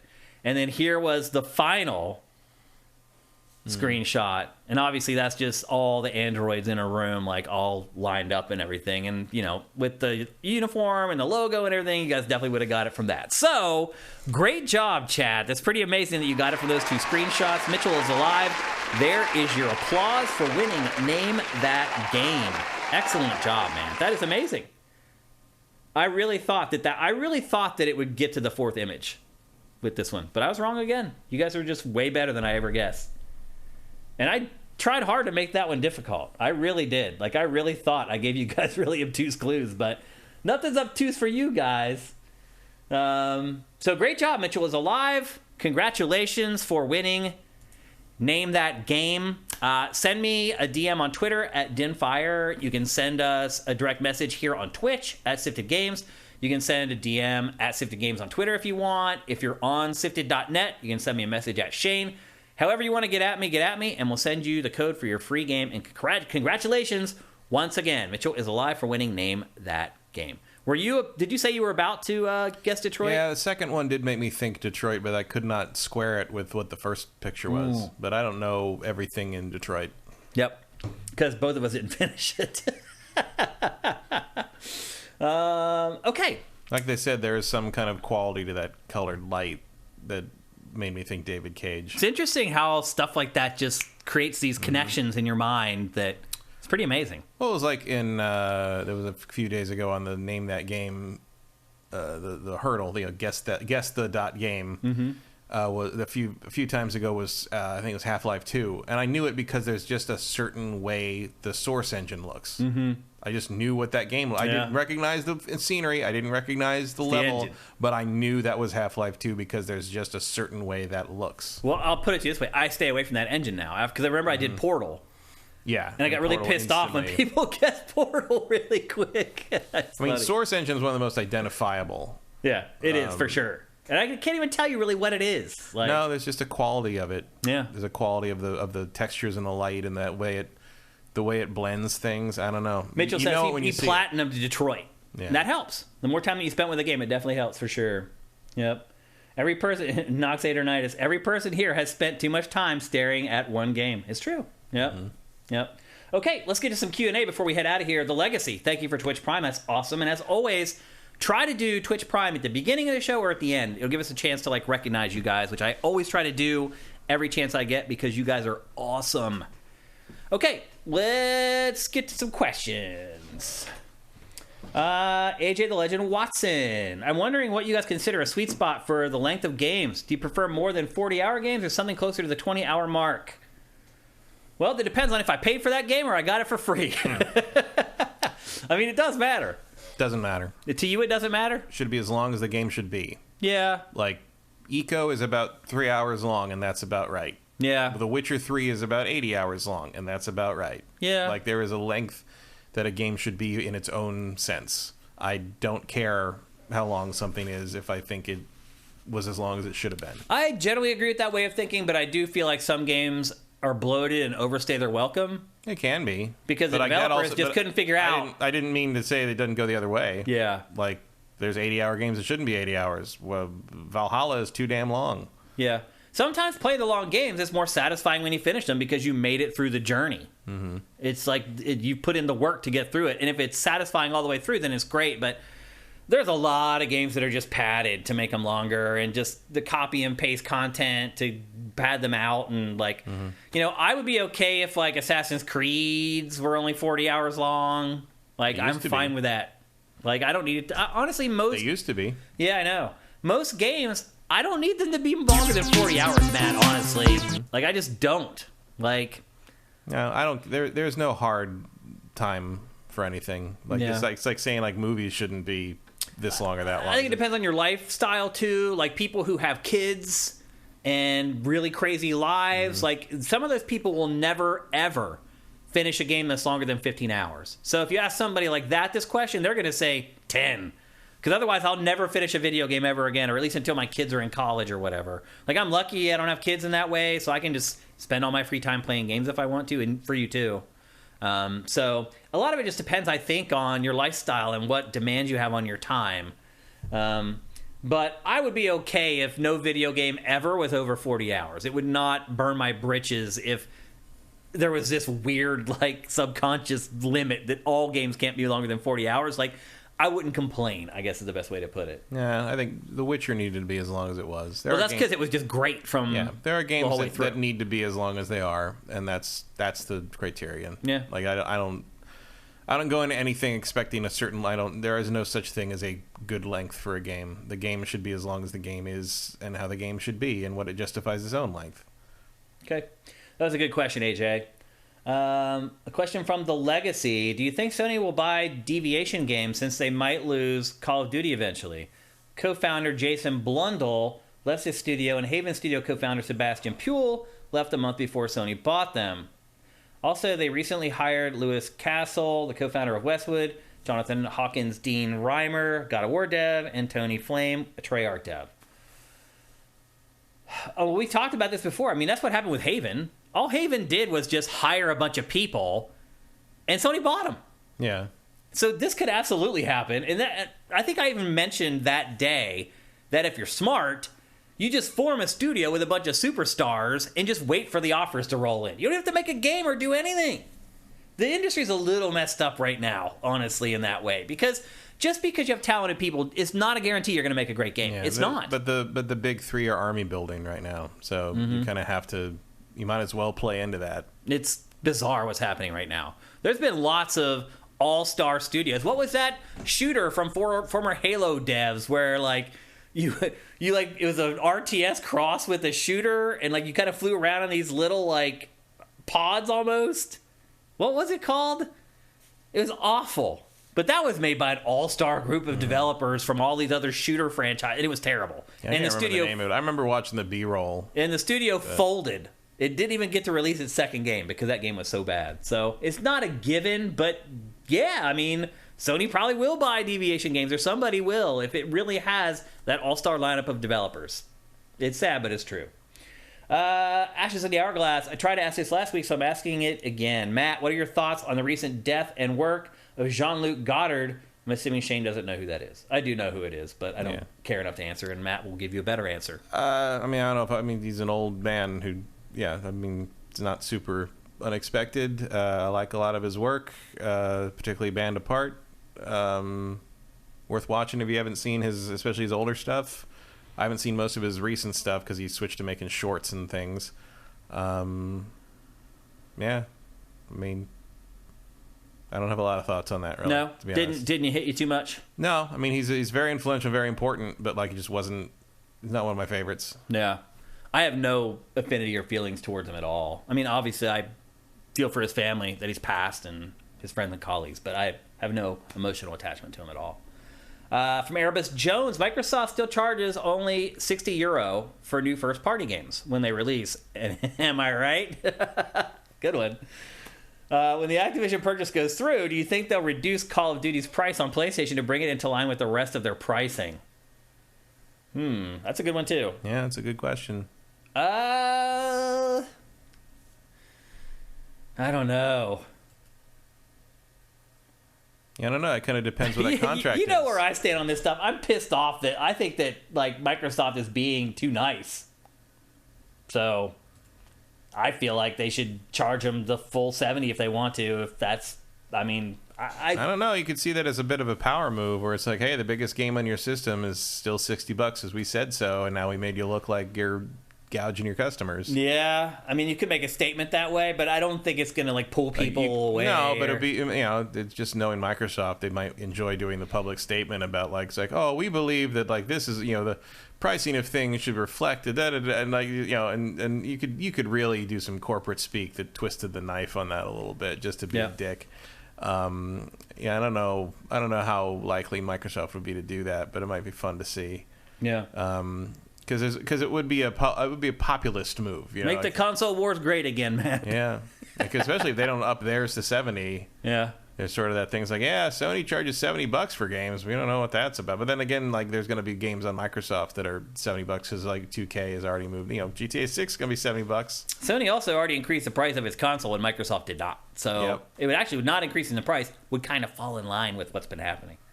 One more. Oh, Emperor Dread. Well, I'll answer two more. This is very quick. When you make the puns for the lower thirds on the show, do you have any you're particularly proud of? Usually every episode, there's at least one that I am like, okay, I nailed that one. But you guys never say anything about them.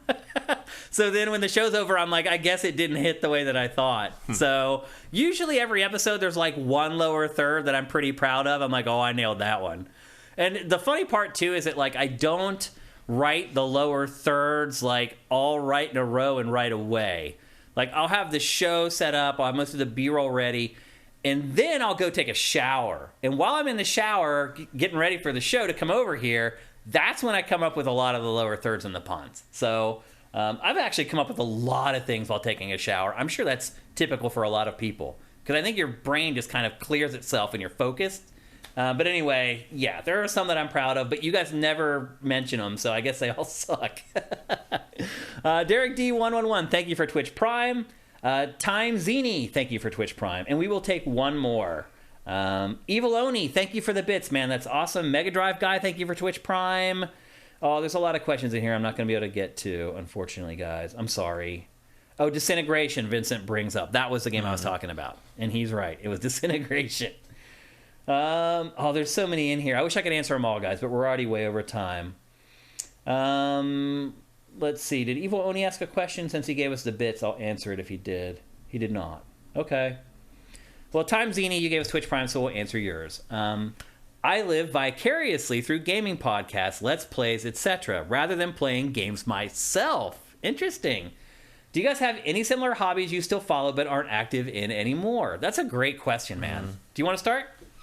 Probably not, because I don't have any of those. Oh, you don't? No. Oh, mine's very easy. It's skateboarding. 1,000% skateboarding. I know everything that's going on in skateboarding still. I know who all the hot skaters are. I know what all the hot tricks are. I know what people are trying that like, so there's certain things that happen. There's certain handrails or gaps that become known in the skate scene. Like there's a handrail called El Toro that's notorious because the run up to the handrail is awful and it's like disjointed. And it's like a 20-step rail.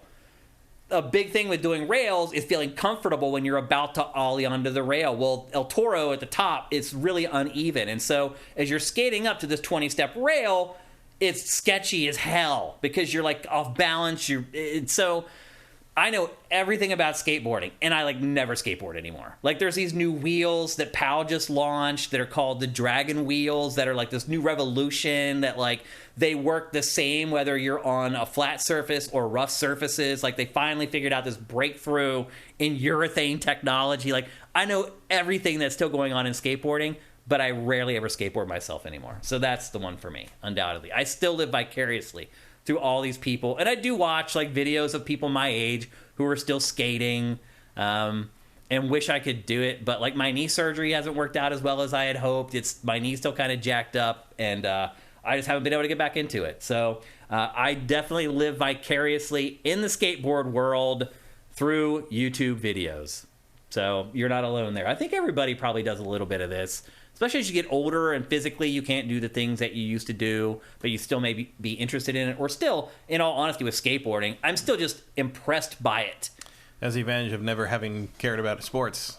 Yeah, I don't have anything I do. That's true. That's a good point. Everything I've been interested in, I still can do. That's kind of awesome, actually. I wish I could say that, but I can't. But otherwise, most of the other stuff I'm into, I haven't played hockey for a while, but I'm already starting to get back into that. I'm starting to get set up with the league. I'm going to go back to playing hockey again. Skateboarding is just You've had enough rest, knee. Yeah, seriously. Skateboarding is just so dangerous, man. One mistake and you just tore your ACL, and I just don't want to go through it again. So, I've dialed back some of my life activities. But, other stuff I haven't. When I was in Philadelphia over Labor Day weekend, my buddy DJ'd, and I danced for 2 hours at his event. So, some stuff that people may look at me and be you're too old to still be doing that. I still do it, but other stuff I have stopped because I just had to physically. Noxatornitis says, I always appreciate the lower third puns. Thank you, man. It's crazy when you do stuff, and you put a lot of thought into it, and it just keeps, and no one ever notices it. Mm-hmm. After a while, you're why am I doing this? But some people notice it, and that's all that really matters. So there you go. That's GameFace 316. I thought it was a great episode. I hope you guys enjoyed it. Thanks to everybody on the chat. You guys were awesome as usual. Sorry we couldn't get to all your questions. Maybe you can bring them back for next week like one of our question askers did. We are supported 100% at Patreon. So if you like our show and you want to see more of it, if you want to get the show early, you can't make it to our live streams, and you don't like waiting 5 days, head to patreon.com/sifted. That's SIFTD without the E. You can pledge whatever you want there. We appreciate every dollar. Every single dollar. We appreciate it, guys. And if you can't afford any money, and I totally get that, you can help us with Twitch Prime. The instructions to do that are down below if you're watching on YouTube. And if you don't watch on YouTube and you need help with that, send me a DM on Twitter. I will walk you through it. It's really easy, and it's not a big deal for me to help you do that stuff. So, and don't forget, add me at Dinfire on PlayStation or Xbox to play some Call of Duty this weekend. I think that's it. Yeah. We almost got... No, we didn't get in under time. We're still 10 minutes over. No. I could have quit and not done Q&A, but there were so many questions that I wanted to answer some of them because let's just be honest, you guys are awesome, and I want to get you guys integrated into the show as much as I can. So, again, head to patreon.com/sifted to help us if you can, especially if you're out there and you're listening to it on any of the podcast services, because GameFace is on all of them. And sometimes I feel like your podcast just goes out there and people consume it and they don't really know how to support. So let's try to mention at least something for the people who are just listening to the audio version of the show and don't see all the graphical reminders of ways that you can help us. So anyway, that's it for GameFace 316. We'll see you next Tuesday right here at twitch.tv/siftedgames. GameFace is up and out.